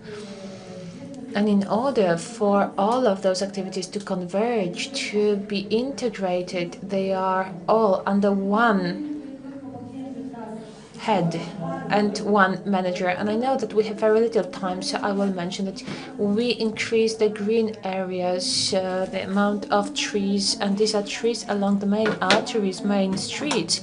But we also take over areas to reintroduce trees there, to have forest within the city. These are important areas for the inhabitants. We exchange the borders. We also support the RESs. We have a lot of different motions and also applications to exchange the borders. So this is very important. We already have 1,600 and it's only applications, but it's only May that is, and we also reduce the CO2 emissions. I'm sure we'll have more time, an opportunity to answer more questions and tell you more about us during the discussion. Good afternoon, ladies and gentlemen. Regarding the discussion combined with the conference today, when we talk about certain legal regulations, it is important to understand a wider context. So the policy of the EU started to be introduced in the middle of the 1970s. Różnego rodzaju przepisów, dyrektyw czy rozporządzeń. So we have a lot of different regulations, we have a lot of directives, and generally speaking, the member states do not have a problem when it comes to the direction in which we should go. So there are also certain legal solutions and provisions. There are certain aspects that are literally introduced, some are not, and so we have a common goal, but at the same time the member states do not reach those ambitious plans. And for some time now, the European Commission has started various interesting initiatives. This is about a review of implementation. It's not the whole policy, but this review is very interesting, very much necessary. The first review was carried out in April 2017. The second report was published this year, and every member state has been described in a separate report. And you can see very clearly the situation that on the whole, everybody agrees on the goals and that certain things should be implemented. However, there are discrepancies when it comes to individual provisions. Thank you very much. We move on. Good afternoon. Regarding the question, what positive aspects do we see when it comes to the introduction of norms or legal positions? So for my industry, for the waterworks, regarding the biggest company in the industry, I have to say that we have many benefits. We have multi-billion investments that have been implemented in the entire industry. And this is also about adjusting to the EU directives, the water directive that has been implemented into the national legislation that has caused many different sewage treatment and water treatment facilities. There are multiple kilometers that have been done in my industry. There was a big project that was co-financed from the EU means, and over the 12 years we had already 2.5 billion worth projects. We also modernized Czajka water treatment plant and also the left river bank sewage is now being sent to Czajka, so we have fulfilled all of the requirements. We have modernized the water treatment facilities in Pruszków and Południe. Two big collectors have been also constructed. So all of this is combined with fulfilling the requirements from the environment protection area. So now we are trying to limit the effects of climate change. So we have got the transit and retention functionalities, collectors that will allow us to manage sudden rainfalls. It is a smart solution that will allow us to manage the flow of sewage in the system. So this will allow us to avoid local flooding and to develop further the environment protection area.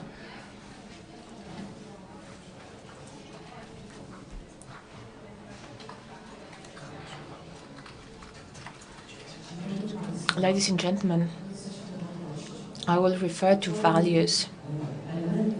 The key element regarding the value of sustainable development regarding climate change such aspects are environment protection, soil protection, waste management, natural environment protection, and nature protection. When it comes to the Department of Environmental Fees, deals with collecting fees for economic usage or environment. Up to date, it is 87 million zloty from the usage of the environment. The means that have been already transferred to the fund is 47 million. It is a big value that as a financial instrument which treat justly and equally everybody using the natural environment in Mazowsze, in Mazovia. So it is the marshal who takes the decisions regarding the fees, uses the administrative and legal mechanism to control, to take decisions, but also to give certain discounts if they are grounded. In my opinion, the environment protection is very important, and within that, it is important to order all of the institutions and financial tools and instruments. It is very important to implement the EU regulations as well as wide access to data regarding the natural environment.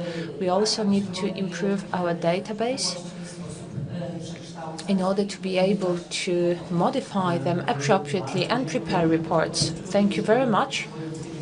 Now we go for the Voivodeship Inspectorate for Environment Protection. Thank you very much. It is a great pleasure for me to be here, to be able to talk with you on these subjects from the legal point of view.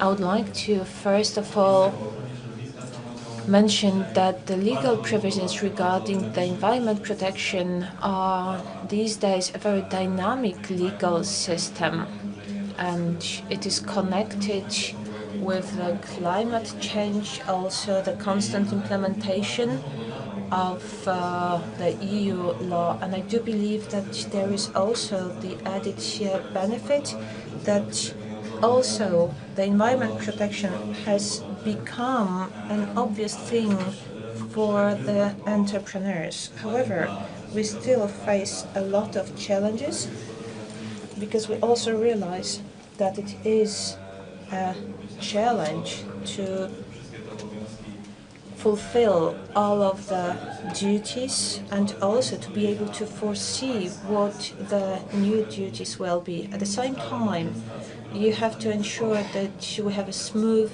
running administration that will execute all of those issues. So regarding the EU provisions and the sanctions, we have to admit that all of the member states have to create a system that is going to execute all of those duties.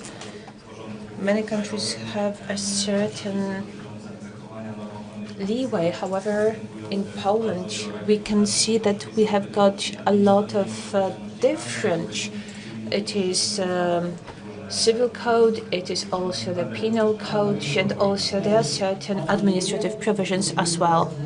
So thank you very much. So now we will go to effective learning. Good afternoon, ladies and gentlemen. This is the Environment Protection Department, and when it comes to the implementation, I have to say that for the last 15 years, this is our EU membership and also the pre-accession period. In my opinion, this implementation of the EU laws means that we have to be more active. There are many conventions, there are many different meetings regarding this legislation, and we have to be ahead, one step ahead, to also realize that certain things are coming up and not be surprised by legal acts that then, depending on the normative act, whether it will be the EU Commission or the European Parliament, we have to anticipate them. Very often they come as regulations that enter into force outside of the parliamentary votes. So then we might run into trouble. Another aspect is a certain ability to implement those laws. When it comes to the directives, all of the member states agree on the goals. However, reaching those goals, we know that each member state is on a different developmental level. There are different solutions, and of course, they believe in the solutions that they had already implemented, sometimes try to enforce them in other countries. So France is going to talk about nuclear energy because this is where the interests lie. So it's very difficult to reach certain compromises and certain solutions on the level of 28 countries. On the national level, however, it is the aspect about how to implement those provisions, because the directives give us a certain framework and certain indices as well. However, how we write it in our system, how we are going to achieve those goals, that means that our law needs to be efficient enough to be able to execute what is written there.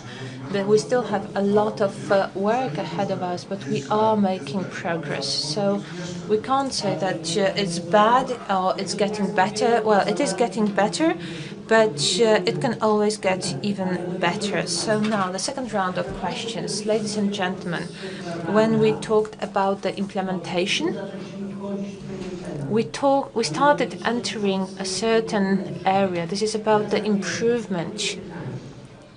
So the second question is, what possibilities for improvement, process improvement, do you see, and what are the good practice examples? Maybe I will start with the best practices, the good practices. The city of Warsaw as a city uses a lot of opportunities regarding cooperation within the EU, using the EU funds. We also have very extensive project with the Environment Protection Fund. We expand the green areas. And within the integrated territorial investments, we have been building a very complex system of over 130 sensors within Warsaw, but also with other communes, about the quality of air. So, of course, because air knows no boundaries, no borders, it is not just about Warsaw, but this is also the neighboring communes. So from the LIFE program, we get means from biodiversity and also keeping the Warsaw nature in the best possible state. So I would look at how the funds are being developed, and we know that from the budget of the city we are unable to fund all of the project and all of the issues. I'm talking about the air at the moment. We would also have to have the thermal insulation of the buildings. These are really important issues, but the needs are vast. So we have got central governmental level and also voivodeship level as well as local levels. We need to take on all of those levels the needs that come up there. So it has already been mentioned that we want to inform about the needs on all kinds of meetings. The next speaker. In my presentation, I'd like to focus on this implementation phase when this is to be implemented by a specific inhabitant of a city of Poland. It is very important to communicate the essence of a specific measure and the objective it is to attain, to inform on the possibilities of using particular solutions. As it was said at the beginning of the conference, no one needs to be convinced that the environment should be taken care of. But what we need to do is the message on how to do it. To my liking, implementation should go in line with the recipient. If an inhabitant is to observe specific code of action, like waste segregation, for example, it should be clearly communicated. In the States, there's been this behavioral attitude towards public policies where inhabitants decode and use specific regulations. And very often they give up regulating new things. They no longer regulate and replace regulations with information campaigns, which, what is most important, produces an excellent result. Thank you very much. It was Professor Borosa Rostowska at the Warnes University who was responsible for that, and she was dealing with this in a broad scope. Lady President, let me start with good practices. Speaking about good practices, I will also indicate the implementation process amelioration. Starting with our statutory activities, we try to implement the methods that least interfere with the environment, and I think about no trench utilities installation and cutting at the solutions to counteract odious smells in waste ducts.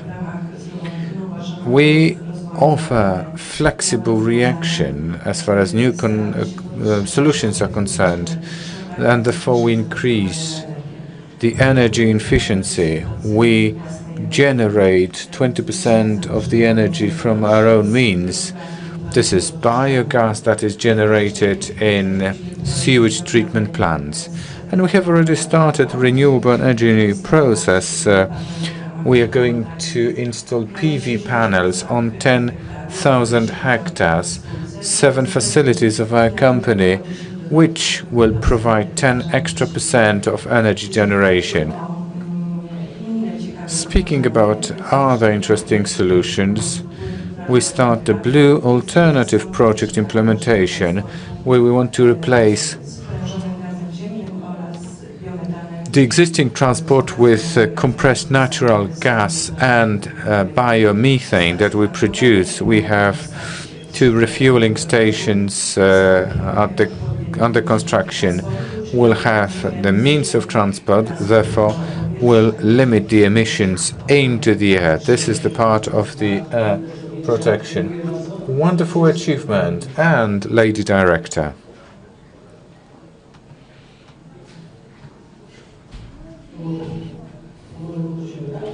So let's do it this way.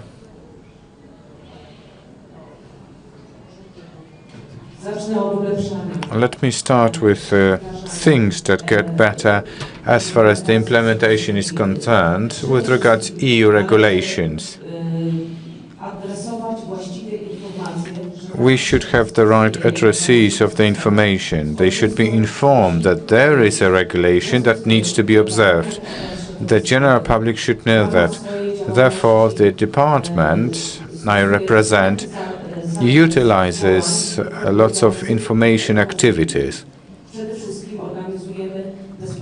We organize educational campaigns in the form of free of charge trainings for entrepreneurs who use the natural resources, be it in our office or the office's branches.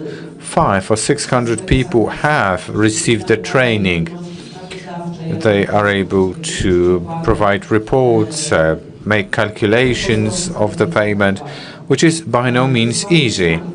We also issue the round robins or circular letters to different sectors of economy's representatives, be it the transport, air conditioning owners and operators, air carriers, and this has produced a very good response. So we've got efficient laws. Lady Director, thank you very much. The Voivodeship Inspector takes the floor now. This is a very important aspect you're speaking about, this informative aspect. Let me draw your attention to yet another aspect that is associated with the panel, law efficiency. What does that mean? What kind of laws are efficient? Laws are efficient when it meets the objectives, and we have two kinds of objectives: indirect objectives to reach the target state, and direct ones. Direct ones relate to legal norms, whether this is observed by the norms addressee. In my assessment, it is very important to analyze the efficiency of the laws that have been implemented, the law that has been enforced for a period of time. How is it observed? Does it deliver on the objectives as stipulated originally? We pay great attention to regulations efficiency throughout the legal process. Much effort should be devoted to the law efficiency when it is the binding law. The two other speakers. The first thing related to legal regulations. Consulting process is very important. On the one hand, it informs.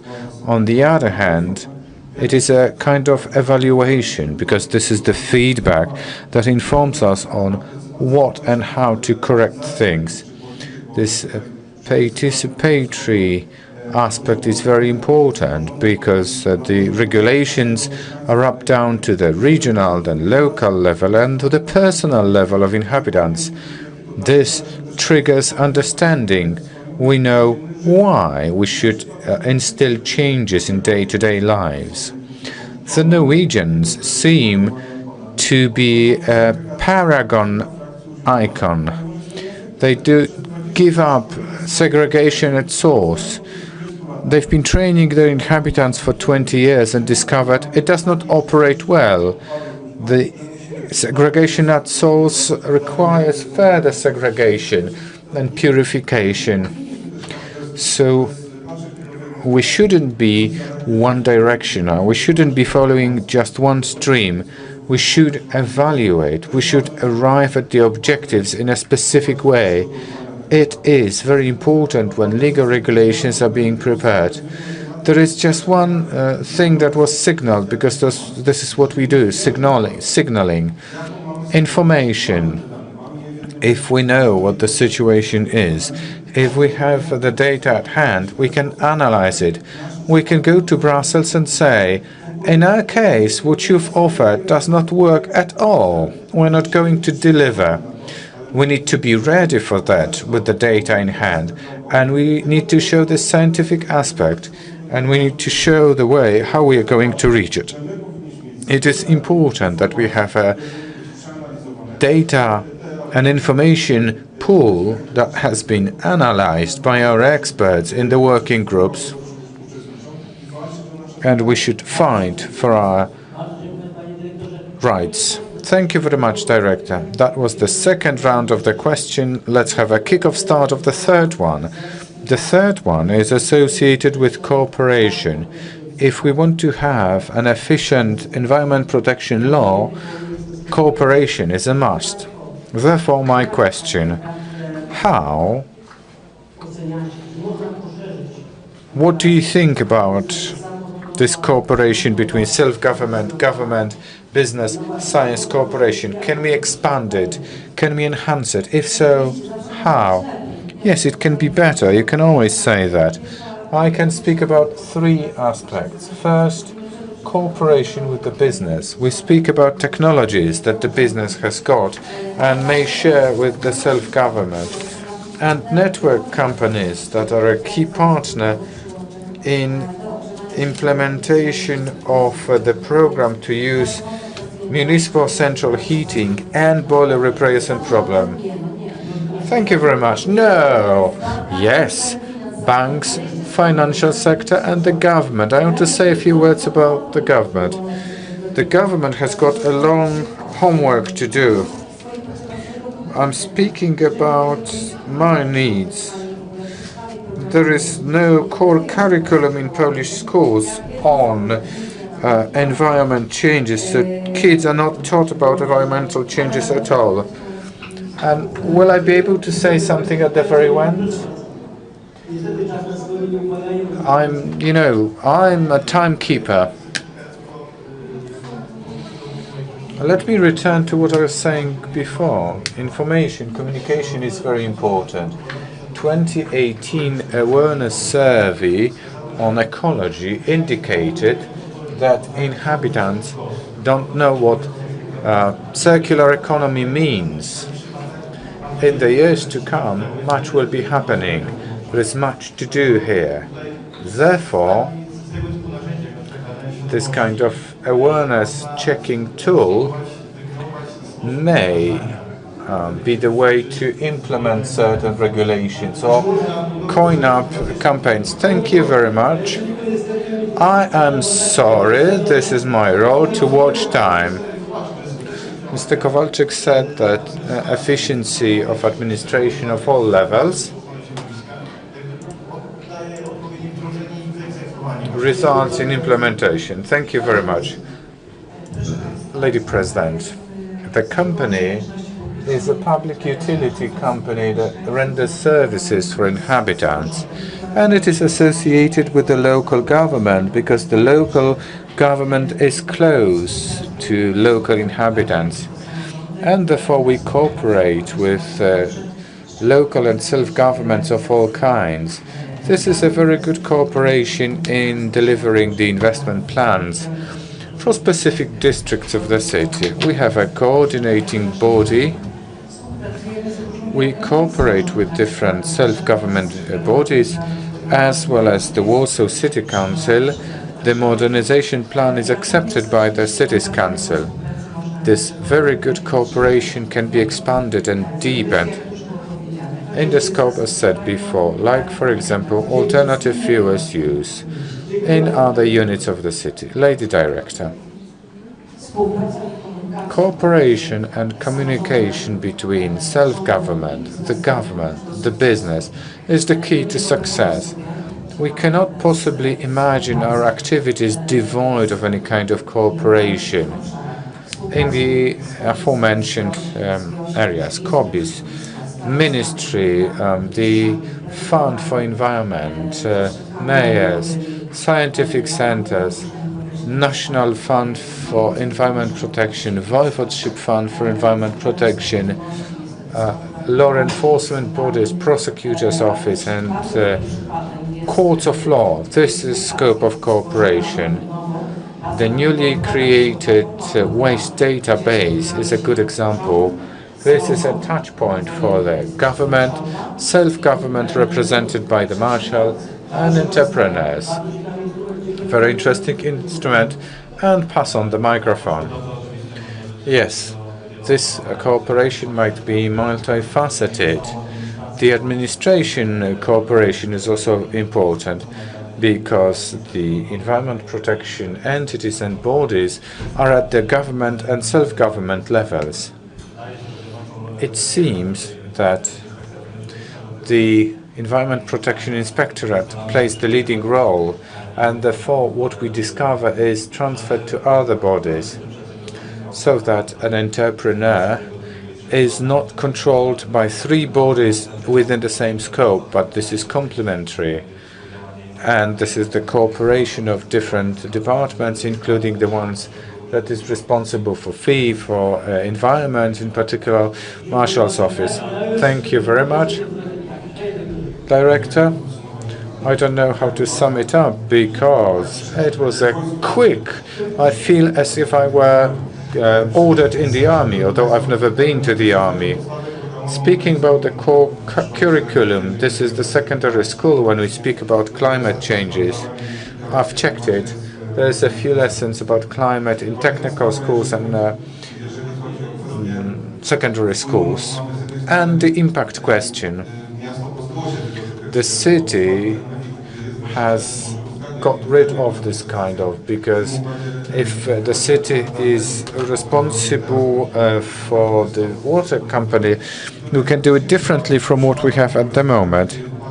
Speaking about the companies, we need to think about earning, but not only income. I cooperate with different institutions which develop gas networks, and companies are afraid of investments which do not produce financial results. Therefore, they need to get extra arguments to re-evaluate health costs, for example, public services, health services costs. And this evaluation should be comprehensive.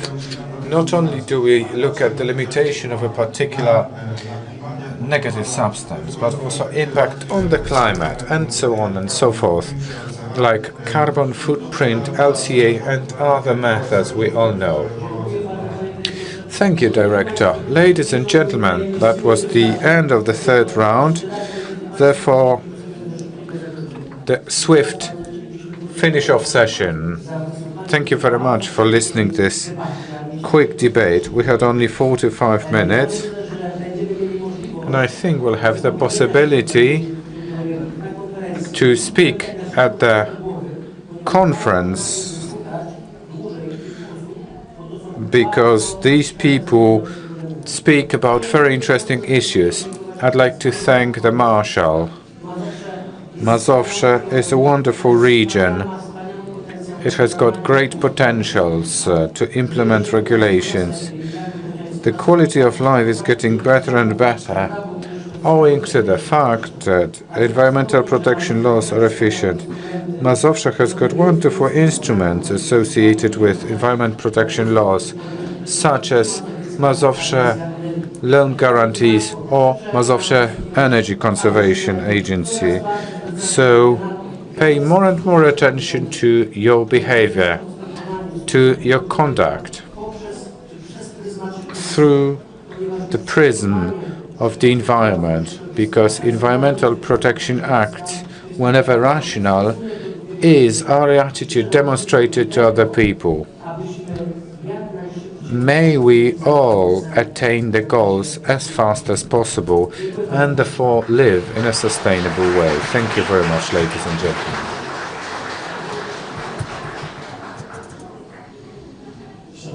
Ladies and gentlemen, never ever have I seen such a disciplined or terrorized debate, so to speak. Thank you very much. Thank you.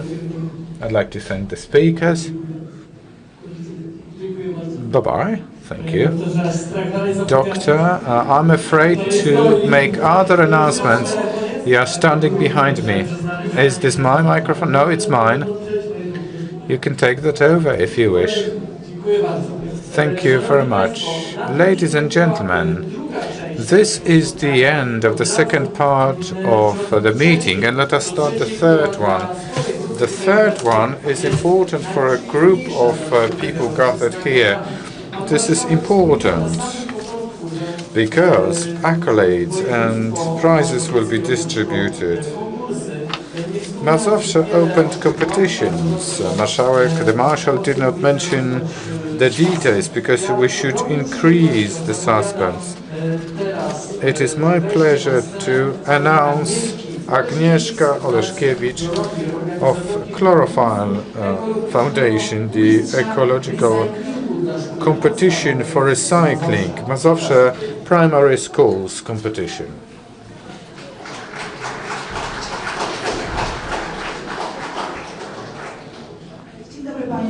Good afternoon, ladies and gentlemen. I am very happy to be the representative of an NGO represented here. It is the 5th time we have had this Recycling Master competition, Recycling Champion competition. We have enjoyed the support of the Marshal ever since the beginning of the competition. It increases the value of the competition. Not only are these big cities' children, but also small towns and villages' children taking part in that. This competition is also the tool to implement regulations on ecological education. I think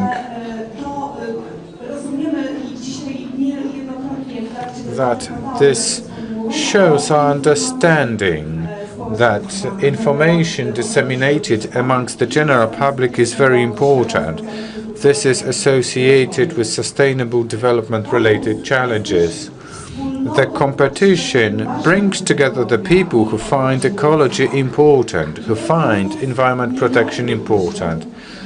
We would not have had the competition devoid of the pupils, but the pupils have been prepared by the teachers. And this year we had 200 teachers taking part in the preparation phase. 2,500 participants of 332 eco teams and 166 units have been prepared. The competition is as follows. There are 5 open questions addressed by the eco teams. Every year the questions are different, yet relate to very important issues. And our assessment is related to the knowledge, originality, delivery robustness, attitudes. It can be a happening on an artistic installation, a poster, a flyer. You have examples of the works left of the stage to the National Environmental Protection Fund. There is a poster and the winning objects of this year's competition. I just want to say that we provide our support for the teachers. They get lesson plans and our internet apps like EduGames that make it possible to transfer knowledge and target pupils trying to find the answer to questions. One of the applications was presented Energy Global Art Prize for Poland in ecological education, and the game is also available there. I'd like to invite the best eco team of Mazowsze, the Twisted Ones from Łańska Primary School near Warsaw.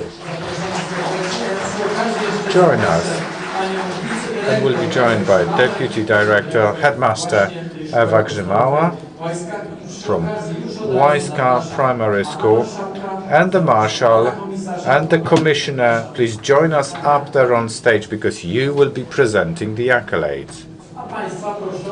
And a round of applause because it's not easy to win the competition.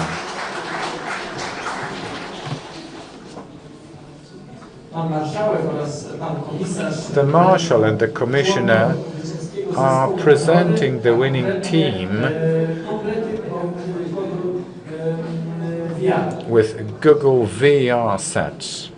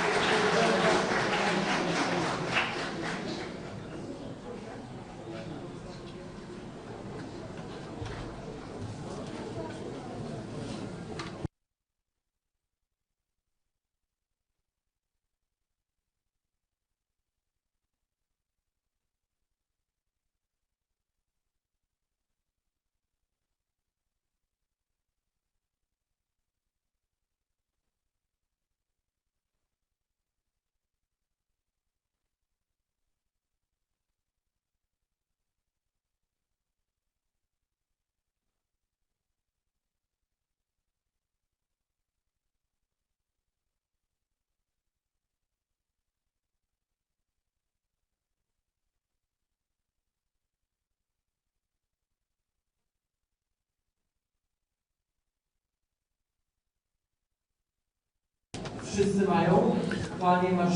have been presented. The Commissioner and the Marshal are staying with us. This is time for a family photo.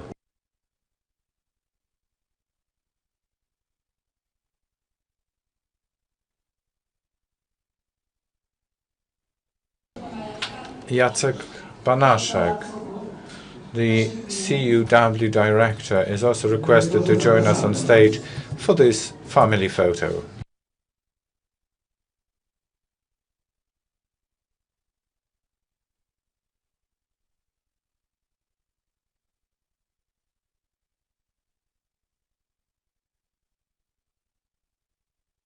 Thank you very much indeed. Congratulations. Take your seats. It was the first competition, not the last one. Marcin Podgórsky, Waste Management Department, Emissions and Integrated Permits will be joining us. Climate adaptation, according to my opinion, for post-primary schools. Szanowni Państwo, Ladies and gentlemen, our youth know a lot about the environment, as we could find out during the award-giving ceremony for the winners of this first competition. Actually, the determination of those young people very often is amazing for us, because we have got Greta from Sweden here, who spoke so vividly about environment protection, for example, during our climate summit. And so we wanted to have this project show the adaptation to climate change. Of course, in the public sphere, we have been talking about it for quite a while. However, not everybody knows what it's all about. The natural environment has been degraded, devastated so much, and to such an extent that some of the changes are irreversible. That means that we have to adapt to the climate that has been modified by those changes. And so we are talking about certain weather turbulences, so many different issues. This competition was very difficult. However, because our youth is very ambitious, thanks to people who have supported the young people, the leaders and the project supervisors, we were able to choose the best works. Their works have been very interesting, and we have decided to give 2 awards. One is a distinction. Anna Jastrzębska receives it, who worked a lot with data presenting the result of the project, and the second distinction goes to Kacper Piątek,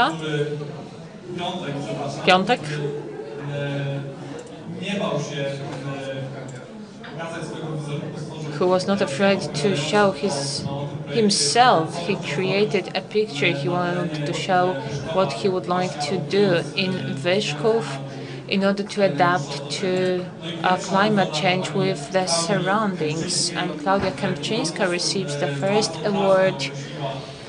She very precisely defined what should be done regarding healthcare, public safety, to adapt the environment to climate change. And this is why this project was evaluated so highly by the committee. Thank you very much for those words of introduction. So if we said A, we need to say B. I would like now the winner, Klaudia Kępczyńska, the adaptation to climate change in my eyes, and Renata Krusnodowajka, who was the supervisor and coordinator, and also Kacper Jantek Jastrzębska, and Adam Mickiewicz, the director of the school in Wyszków.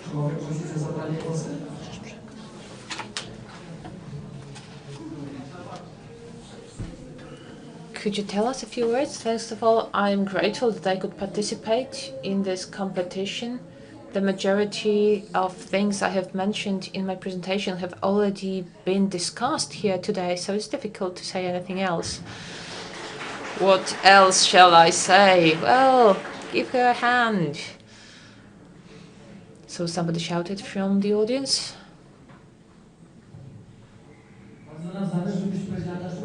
We would like to know more about your project. What did you do? Because you have won this competition. Claudia prepared a presentation, Adaptation to Climate Change in My Eyes. It was about Ursynów, the southern part of Warsaw. What can be done, how it can be done. First of all, she emphasized that it needs to be a campaign, educational and informational campaign for young people, but for all of the inhabitants of Ursynów. Many solutions that have been mentioned during the conference as well. It was a multimedia presentation, so Claudia was going to show this presentation, and when we came, it turned out that there will not be a screening of the presentation. Then it changed our plans. I'm not sure whether it's going to be available anywhere, but I highly encourage you to see it. Thank you very much. Congratulations again. And now I would like the Commissioner and the Marshal again to present the awards. Gentlemen, please come forward.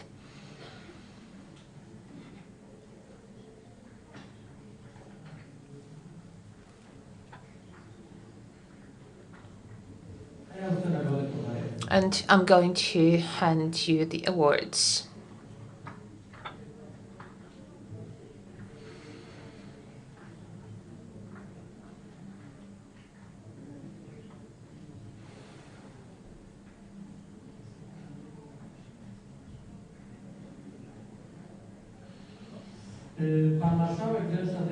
The Marshal hands over the diploma and the main award. This is the first award to Klaudia Kępczyńska for the adaptation to climate change, and the Commissioner hands over a symbolic invitation for a trip to Brussels.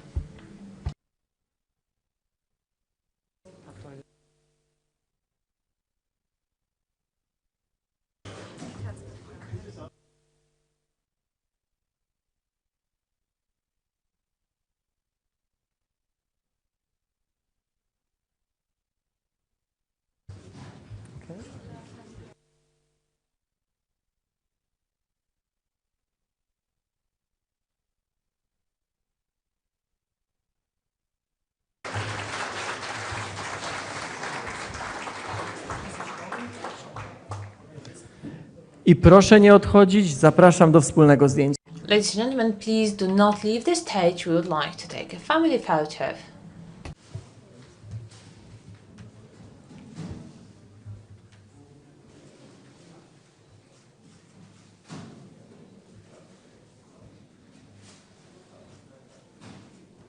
I dziękuję bardzo.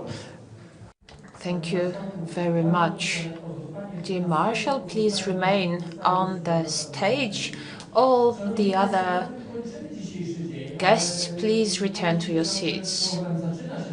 Ladies and gentlemen, we are going to conclude now, but we are going to start with the host, but also we usually finish with the words of the host. So, dear Marshal, dear Commissioner,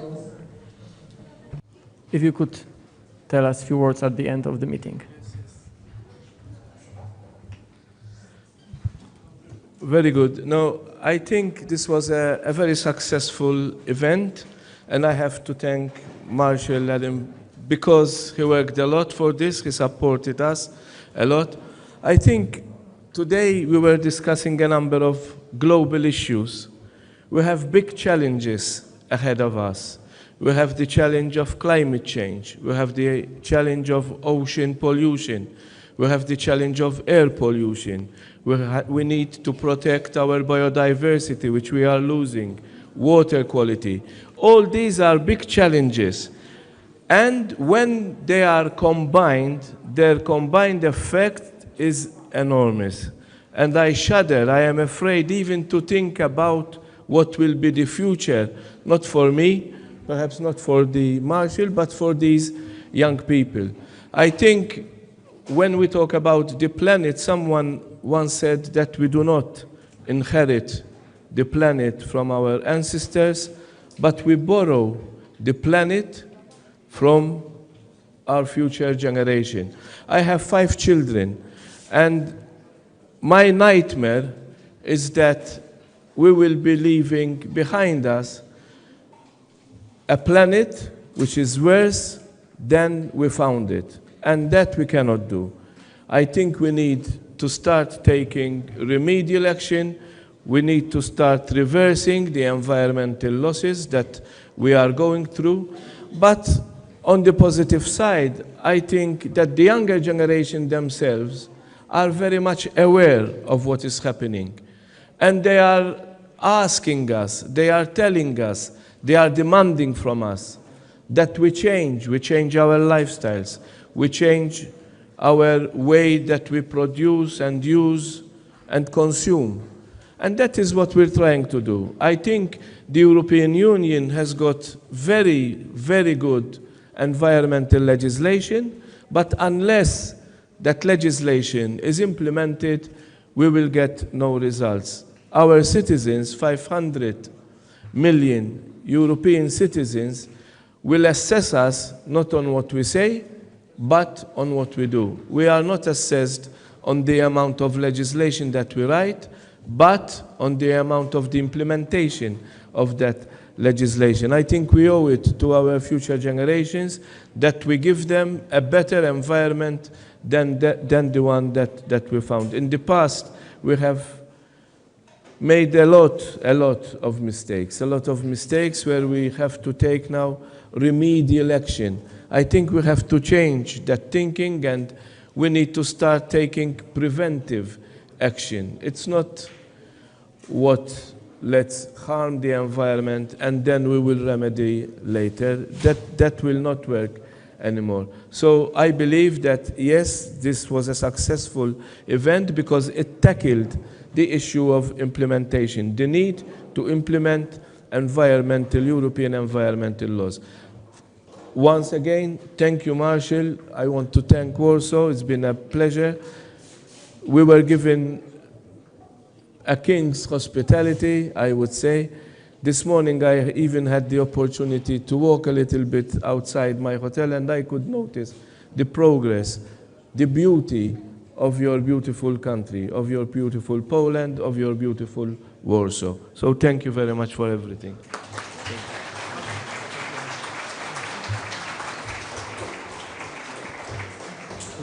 Szanowni Ladies and gentlemen, dear Commissioner, dear participants, we are reaching the end of this event.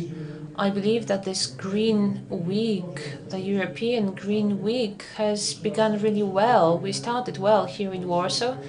I would like to thank again the European Commission that they have entrusted us with this task. I would say the following. Regarding the environmental issues, everything starts with the smallest community, which is the family. and finishes with the greatest community, which is humanity.